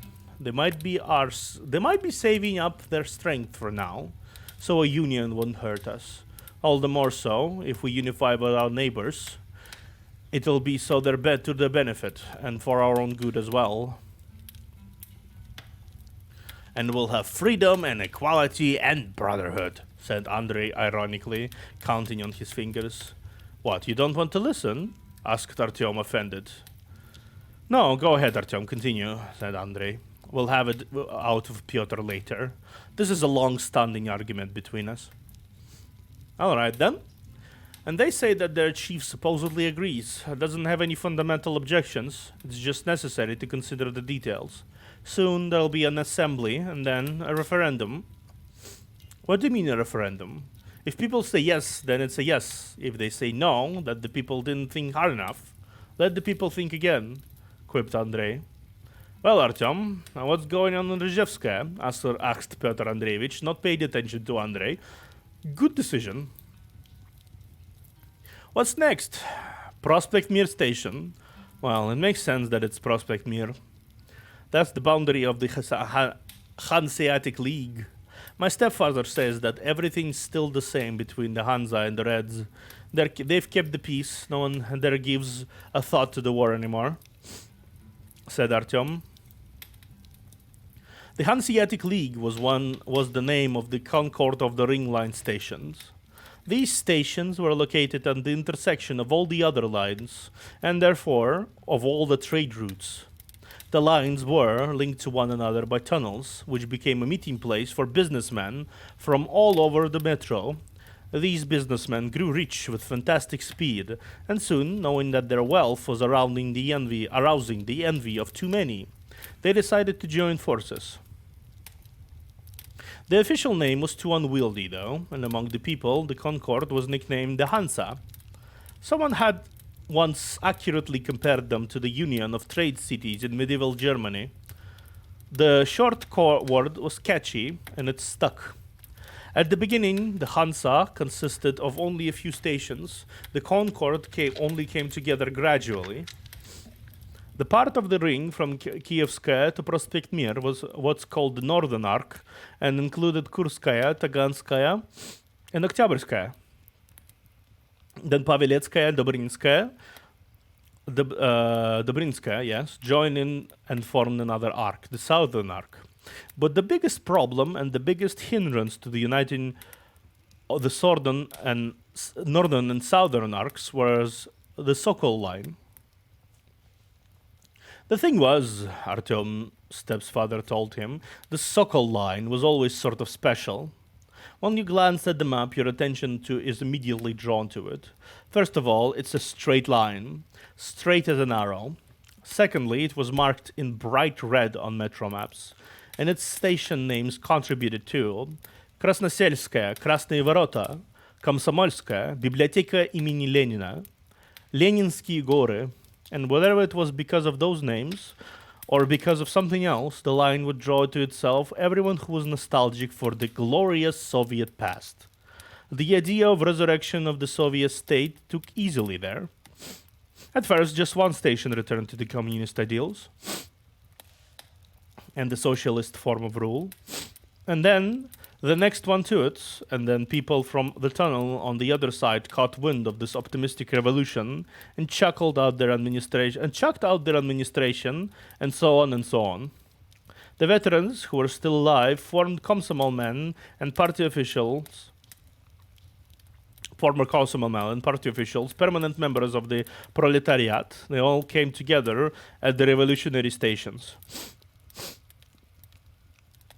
They founded a committee responsible for the dissemination of this new revolution and its communist idea throughout the metro system under an almost Lenin-era name, Interstational. It prepared divisions of professional revolutionaries and propagandists and sent them to enemy stations. In general, little blood was spilt, since the starving inhabitants of the Sokol line were thirsting for the restoration of justice, for which, as far as they understood, apart from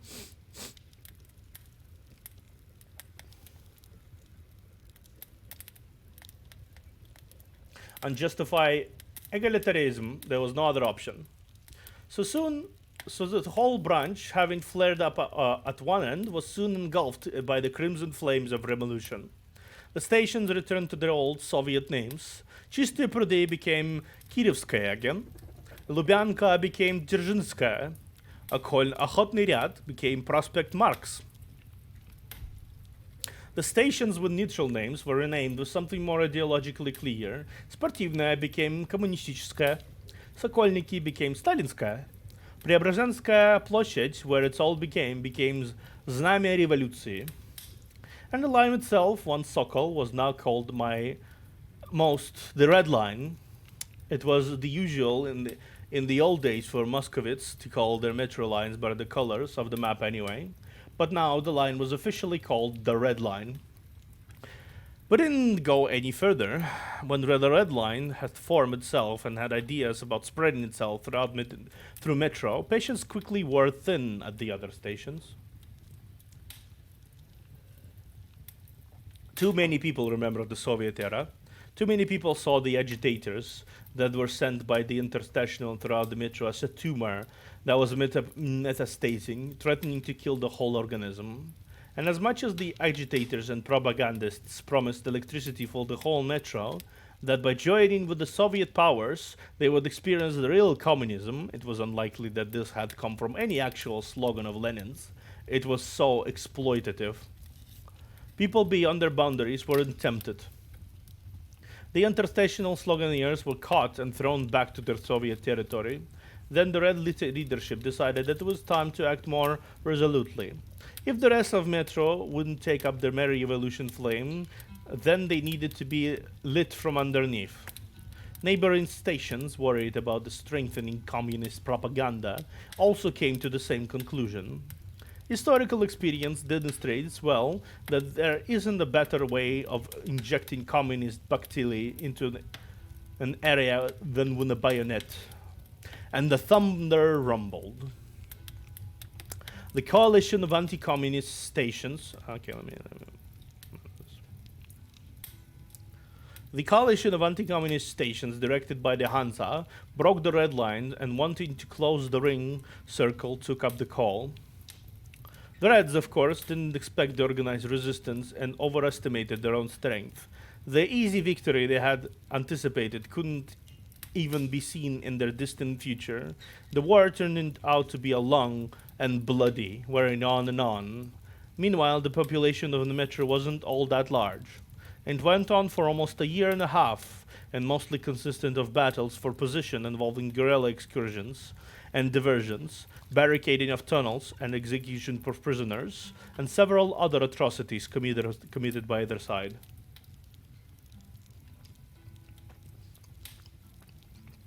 All sorts of things happened. Army operations, encirclement, the breaking of encirclement, various feats. There were commanders, heroes, and traitors.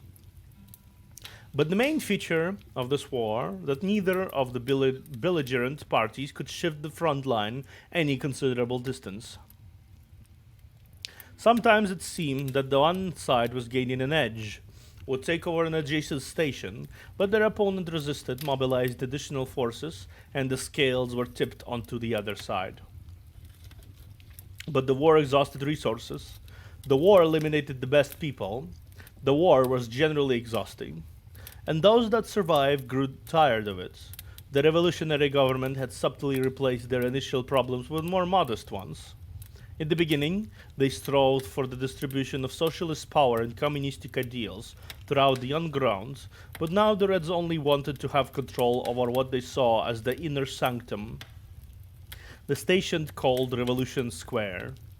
Firstly, because of its name, and secondly, because it was closer than any other station in Metro to the Red Square and to the Kremlin, the towers of which were still adorned with ruby stars, if you believed the brave men who were so ideologically strong that they broke the surface just to look at them. But of course, there, the surface near the Kremlin, right in the center of the Red Square, was the mausoleum. Whether Lenin's body was still there or not, no one knew, but that didn't really matter. For the many years of the Soviet era, the mausoleum had ceased to be a tomb and became its own shrine, a sacred symbol of the continuity of power. Great leaders of the past started their parades here, there. Current leaders aspire to it. And they say that, okay. From the officers of the Revolution Square station, there are secret passages to the covered laboratories of the mausoleums, which led directly to the coffin itself. The Reds still had Prospect Marks, formerly of Okhonirad, which was fortified and had become a base from which attacks on the Revolution Square were launched. More than one crusade was blessed by the revolutionary leadership and sent to liberate the station and its tomb. But its defendants also understood what meaning it held for the Reds, and they stood to the last. Revolution Square had turned into an unapproachable fortress. The most severe and bloody fights took place at the approach to the station. The biggest number of people was killed here. There were plenty of heroics, those that faced bullets with their chests, and brave men who tied grenades to themselves to blow themselves up together with an enemy artillery point, and those that used forbidden flamethrowers against people. Everything was in vain. They recaptured the station for a day, but didn't manage to fortify it, and they were defeated, retreating the next day when the coalition came back with a counterattack. Exactly the same thing happened at Lenin Library. That was the Reds' fort, and coalition's forces repeatedly tried to seize it from them. The station has huge strategic value because they could split the Red Line in two parts there, and then they would have a direct passage to the three other lines with which the Red Line doesn't intersect anywhere else. It was the only place. It was like a lymph gland infected with the Red Plague, which would then be spread across the whole organism. And to prevent this, they had to take the Lenin Library, had to take it at any cost. But as unsuccessful as the Reds' attempt were to take Revolution Square, the efforts of the coalition to squeeze them out of the Lenin's library were equally fruitless. Meanwhile, people were tiring of the fight. Desertion was already rife, and there were incidents of fraternization when soldiers from both sides laid down their arms upon confrontation. But unlike the First World War, the Reds didn't gain an advantage. Their revolutionary fuse fizzled out quietly. The coalition didn't fare much better. Dissatisfied with the fact that they had to constantly tremble for their lives, people picked themselves up and went off in whole family groups from the central station to the other stations. The Hansa emptied and weakened. The war had badly affected trade. Traders found other ways around the system, and important trading routes became empty and quiet. The politicians, who were supported by fewer and fewer soldiers, had to urgently find a way to end the war before the guns turned against them. So under the strictest of secret conditions and at the necessarily neutral station, the leaders from both enemy sides met. The Hansa, President Loginov, and the head of the Arbat Confederation, Kolpakov. They quickly signed a peace agreement. The parties exchanged stations. The Red Line received the dilapidated Revolution Square, but conceded the Lenin Library to the Arbat Confederation. It wasn't an easy step for either side to make. The Confederation lost one of its parts along with its influence over the Northwest. The Red Line became punctuated, since there was now a station in the middle of it that didn't belong to it, and cut it in half. Despite the fact that both parties guaranteed each other the right to free transit through their former territories, that sort of situation couldn't help but upset the Reds. But what the coalition was proposing was too tempting, and the Red Line didn't resist. The Hansa gained more of an advantage from the agreement, of course, because they could now close the ring, removing the final obstacles to their prosperity. They agreed to observe the status quo, and an interdiction about conducting propaganda and subversive activities in the territory of their former opponent. Everyone was satisfied, and now, when the cannons and the politicians had gone silent, it was the turn of the propagandists to explain to the masses that their own side had managed to an outstanding diplomatic feat and, in essence, had won the war. Years had passed since that memorable day when the peace agreement was signed. It was observed by both parties too. The Hansa found it in the Red Line a favorable economic partner, and the latter left behind its aggressive intentions. Comrade Moscovin, the Secretary General of Communist Party of the Moscow Underground, in the name of Vladimir Ilyich Lenin, dialectically proved the possibility of constructing communism in one separate metro line. The old enmity was forgotten. Artyom remembered this lesson in recent history. Artyom remembered the lesson in recent history well, just as he strived to remember everything his stepfather told him. It's good that the slaughter came to an end, Pyotr Andreevich said. It was impossible to go anywhere near the ring for a year and a half. There were cordons everywhere, and they would check your documents 100 times. I had dealings there at the time, and there was no way to get through apart from past Hadanza, and they stopped me right at the Prospect Mir. They almost put me up against the wall. And you've never told us about this, Pyotr. How did it work out? Andrei was interested. Artyom slouched slightly, seeing that the storyteller's flashlight has been passed down from his hands.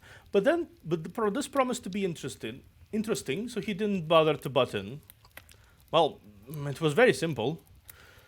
They took me for a red spy, so I'm coming out of the tunnel at the Prospect Mir on our line, and the prospect is also under the Hansa. It's an Annex C, so to speak. Well, things aren't so strict there yet. They've got a market there, a trading zone, as you know. It's the same everywhere with the Hansa. The stations on the ring itself form something like their home territory, and the transfer passages from the ring stations are like radials. And they've put customs and passports controls there. Come on, we all know that. What are you lecturing us for? Tell us instead what happened to you there, Andrei interrupted him. Passport controls, repeated Pyotr Andreevich, sternly drawing his eyebrows together, determined to make a point. At the radial stations, they have the markets, bazaars. Foreigners are allowed there, but you can't cross the border, no way. I got out of Prospect Mir. I had a half a kilo of tea with me. I needed some ammunition for my rifle. I thought I'd make a trade. Well, turns out they're under martial law. They won't let go of any military supplies. I ask one person, then another. They all make excuses and slide away from me. Only one whispered to me, "What ammunition, you moron!" Get the hell out of here, and quick. They're probably already informed of you. I thanked him and headed quietly back to the tunnel. And right at the exit, the patrol stopped me and whistles ring out of the whistles ring out from the station. Okay, that's an interesting phrase. And still another detachment is running towards us. They ask for my documents. I give them my passport without station stamp. They look at it carefully and ask, "Where's your pass?" I answer surprised, "What pass?" It turns out they had to get to the station. You're obligated to get a pass. Near the tunnel exit, there is a little table, and they have an office there. They check identification and issue a pass when necessary. They're up to their ears in bureaucracy, the rats. How I made it past the table, I don't know. Why didn't the blockheads stop me? And now I'm the one who has to explain himself to the patrol. So the musclehead stands there with his shaved skull and his camouflage says, "He slipped past, he snuck past, he crept past." He flips further through my passport and sees the Sokol stamp here. I lived there earlier at Sokol. He sees the stamp and his eyes all but filled with blood, like a bull seeing red. He jerked his gun from his shoulders and roared, "Hands above your head, you scum!" His level of training was immediately apparent. He grabs me by the scruff of my neck and drags me across the entirety of station to the pass point in the transfer passage to his superior. And he says threateningly, "Just you wait. All I need is to get permission from the command, and you'll be against the wall, spy." I was about to be sick, so I tried to justify myself. I say, "What kind of spy I am? I'm a businessman. I brought some tea from Bedenha." And he replies that he'll stuff my mouth full of a tea and ram it with the barrel of his gun. I can see that I'm not very convincing, and that if his brass gives their approval, he'll lead me off to the 200th meter, put my face to the pipes, and shoot me full of holes. In accordance with the laws of war, things weren't turning out so well, I thought. We approached the pass point, and his muscle head of mine wanted to discuss the best place to shoot me. I looked at his boot boss, and it was as if the burden fell from my shoulders. I'm sorry if I'm bad at this. But yeah, hi, Masana. Sorry, I'm a little funky with my reading. I'll be better. But yeah, Pushka Fedotov, my former classmate, we'd remained friends even after school, and then we'd lost track of each other. Well, fuck, you scared the hell out of me, and I already thought you were done for, that they killed you, inserted Andrei venomously, and all of the men who were gathered tightly around the campfire at the 450th meter burst into friendly laughter. Oh no! I thought they'd killed you! Yeah, that's funny. I thought they'd killed you! Oh, you scared me! I thought they'd killed you! That's amazing. I like this.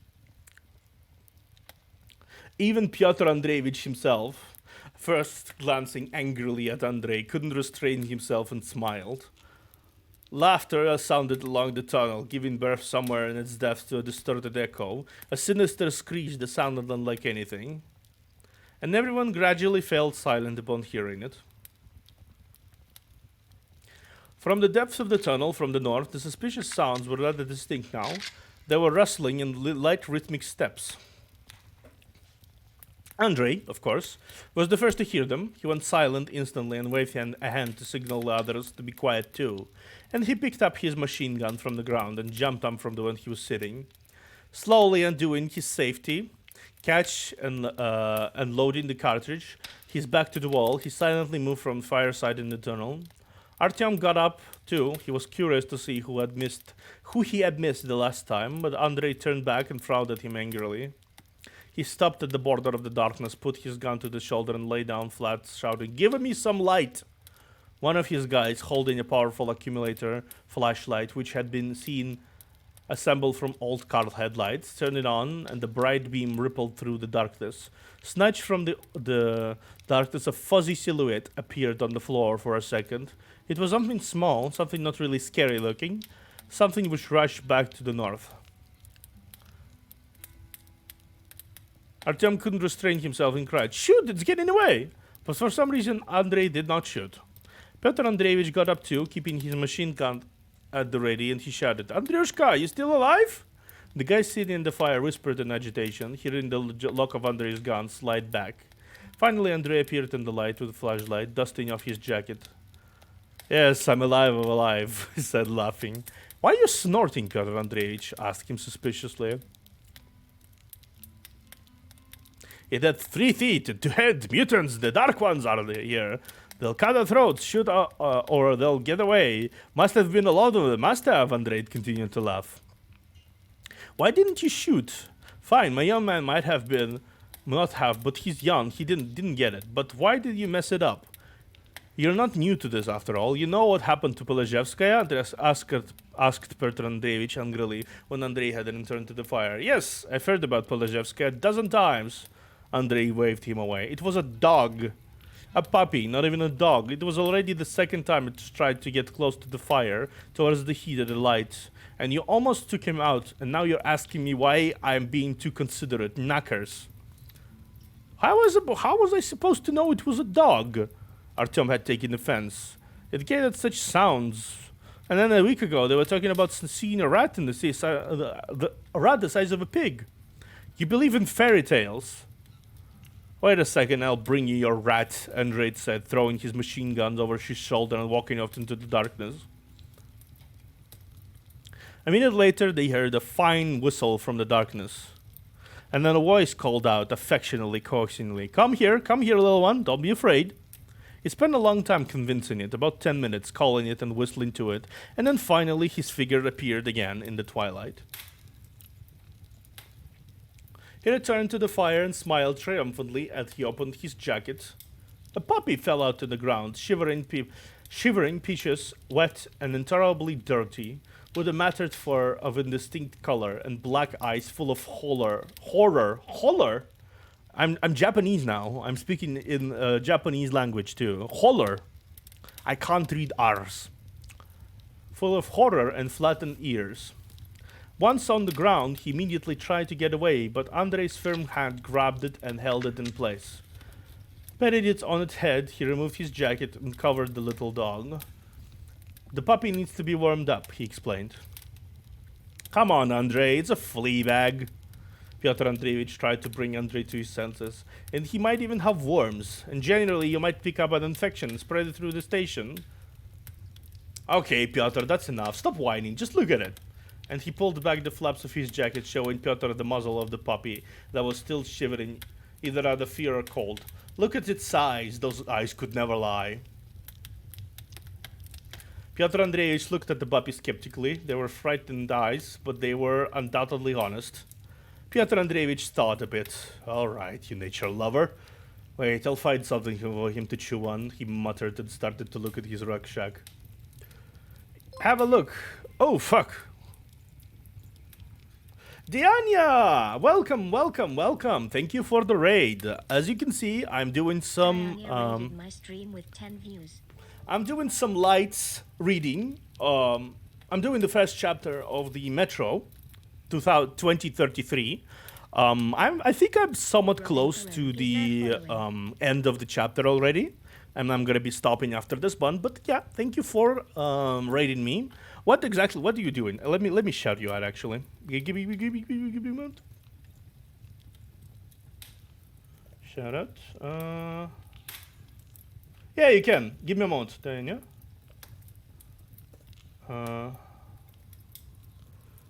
So, Diana. What were you doing? It took me a second to catch on too. That was funny. I like that. Wait, hold on, wait. Keeper. Huh? Okay, so Did Diana still not get it? so there's drawing streams, right? Where you draw Uh-huh. the stream. Still But yell there's at also silent stream where you're drawing like a Uh-huh. drawing competition. Uh-huh. competition. Where you're, because you know in competitions when you That was informative. That was very informative. Thank you for going here and enjoy my scuffed reading. I'm almost done anyway, but like enjoy my scuffed reading while it lasts, with some atmospheric background music. I really like this one, by the way. It's really comfy, in a weirdly morbid way. Have a look. You never know. Maybe something useful will grow from it. A German Shepherd, for example, Andrei said and moved the jacket containing the puppy closer to the fire. But where could a puppy come from to get here? There aren't any people in that direction, only dark ones. Do the dark ones keep dogs? One of Andrei's men, a thin man with tousled hair, who hadn't said anything up until now, asked as he looked suspiciously at the puppy, who had dozed off in the heat. You're right, of course, Kirill, Andrei answered seriously. The Dark Ones don't keep pets, as far as I know. Well, how do they live then? What do they eat anyway? Asked another man, scratching his unshaven jaw with a light electric cracking sound. Like this. He was tall and obviously battle-hardened, broad-shouldered and thick-set, with a completely shaven head. He was dressed in a long and well-sewn leather cloak, which is, in this day and age, was a rarity. What do they eat? They say they eat all kinds of junk. They eat carrion, they eat rats, they eat humans. They're not picky, you know, answered Andrei, contorting his face in disgust. Cannibals? Asked the man with shaven head, without a shadow of surprise. And it sounded as though he'd come across cannibals before. Cannibals. They're not even human. They're undead. Who knows what the hell they are?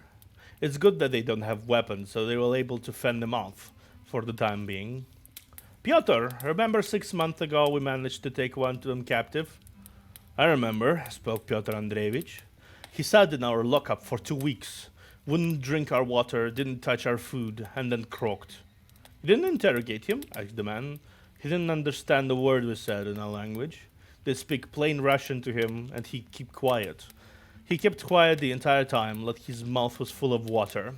They'd beat him too, and he said nothing. And they'd give him something to eat, and he'd say nothing. He'd just growl every once in a while. And he howled so loudly just before he died that the whole station woke up. How'd the dog get here anyway? Kirill reminded him.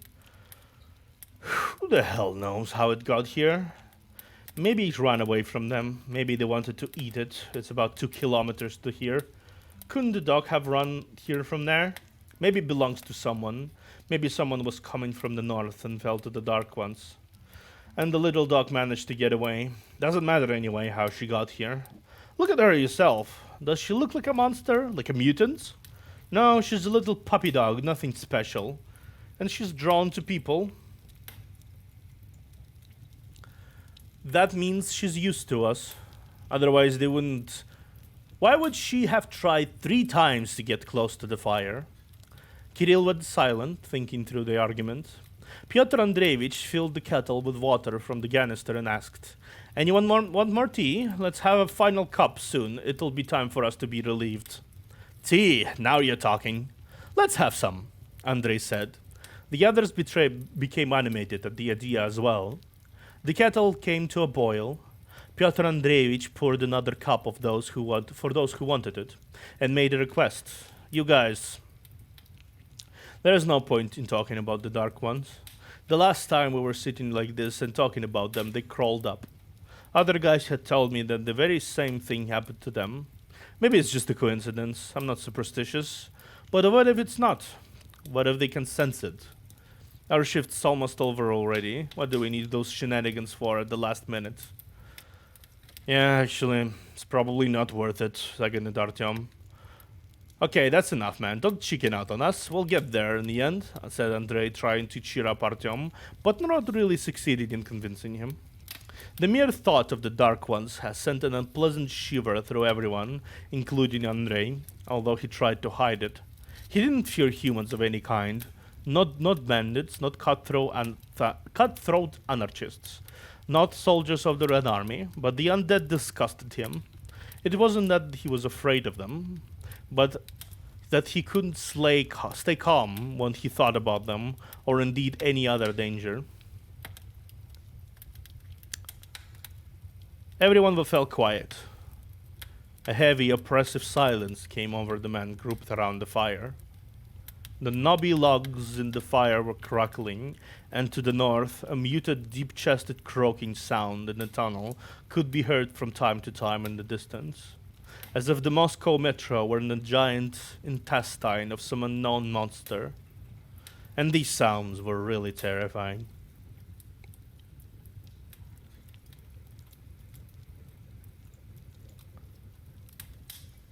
Okay. Thank you. I was interrogating my brother. Oh, you were interrogating your brother. Sorry, I finished my chapter, so I wanted to talk and check out. Robin the Rogue. Oh, so, okay, question. If he's your brother, and I am your father, does that make him my son too? Like, can we just understand the logistics here? Am I understanding the logistics correctly?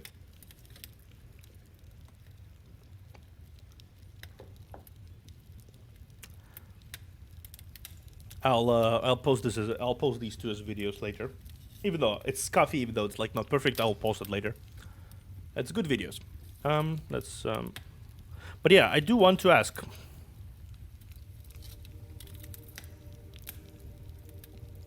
Does it count?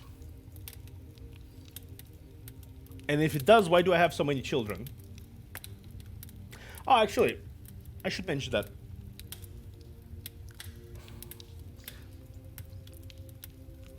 I'll later mention it too.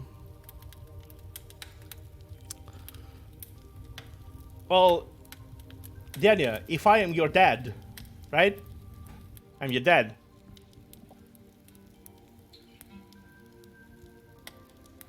I'm not breaking condoms. What the fuck? Okay, yeah, that's fair.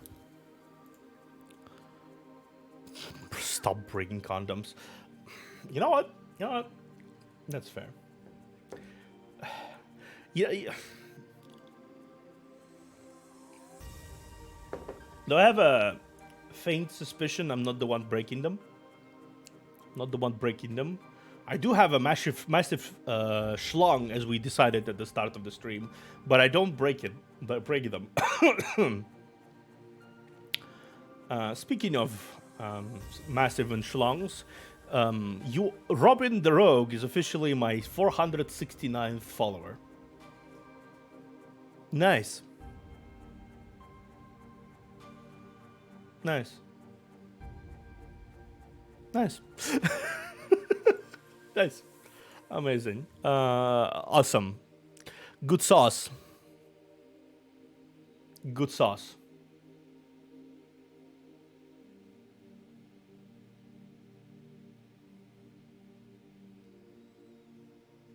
Good sauce, yeah.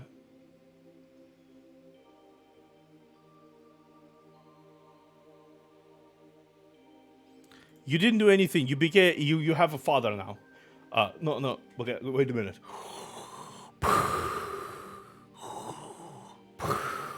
Robin. I am your father. Okay, I always wanted to do that. I always wanted to do that.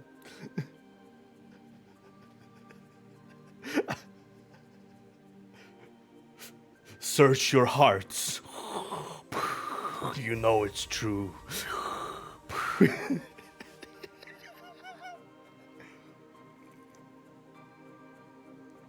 Always wanted to do that. Always wanted to do that.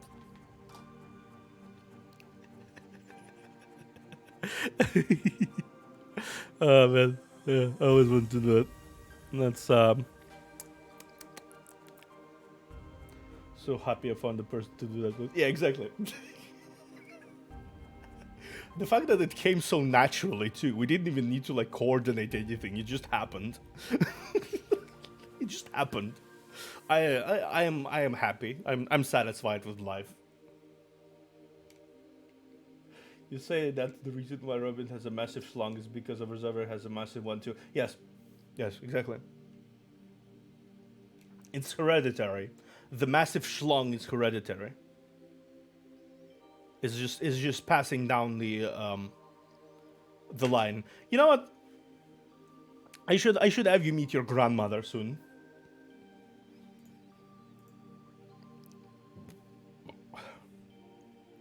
The art grandmother. You know, Aya, my art mama.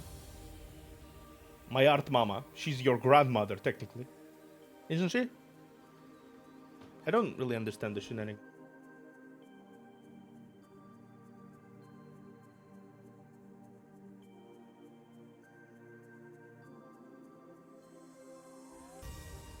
But yeah, I don't really understand the intricate, convoluted situation that is our family. But apparently, I have kids, a few of them. So that's something. Didn't exactly expect to have kids when I went to roll the whole thing. I didn't expect to have kids, but apparently I have kids, and I'm like, okay. Okay, that is something I have. Okay, let me switch back to, by the way. Opera just suddenly started working again. Like, it had a moment where it just refused to function, but it functions again, apparently after the update. I assume the update fixed everything that was wrong with the build or something. Something like that. Well, today is gonna be a short-ish stream. 3 hours is just well enough for me. I'm getting back into the groove. I'm going to be my schedule for this week is both on my Twitter and here on Discord under the About section. I implore you to watch my video, please. Watch my video. I'd like you to watch my video because I posted a edited video. Let me find it real quick. I think I posted it somewhere. Yeah. Because I spent a fair bit of effort on it. And I'd like to like you guys to give it a chance. It's basically it's a moment from every VOD I had on record on my VOD's channel. It's a single moment from every VOD from 2022. It rounded up around 16 minutes. And about 150 clips or something like that. 40, 50, something along those lines. And I'm pretty proud of it. It isn't like the best video ever in the universe or anything, but it's a good video. I'm proud of it. Feel free to go and check it out. Meanwhile, I'm going to start. Who should I raid? Let's translate the raid to someone else. Who should I raid? Ah, Mimic is online. That's a rarity, actually. It's been a fucking century since I raided Mimic. Yeah, let's do that. Let's raid a Mimic, actually. Oh, Mimic is with the arrow. Arrow. That's even better, actually. That's even better, actually. That is even better, actually. Let me quickly. They're doing Zero Escape series. That brings back memories. Let's raid Mimic.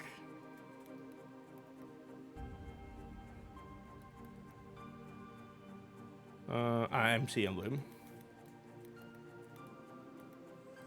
Yeah, we got MC Emblem. Let's raid Mimic. I'm gonna start the raid right now.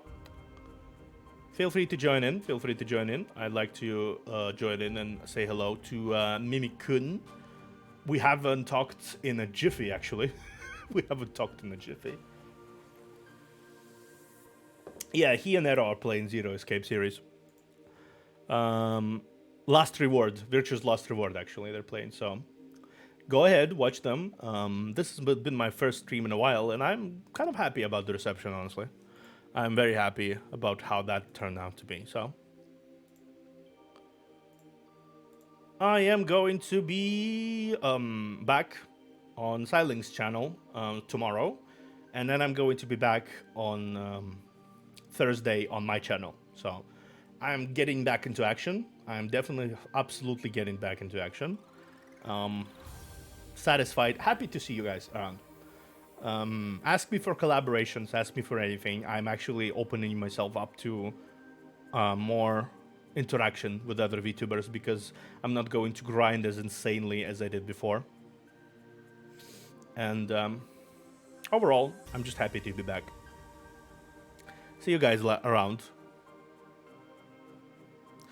See you guys around, and I hope you enjoyed the stream. I hope you enjoyed the stream because it was definitely a bit of a scary experience. Anyway, toodles!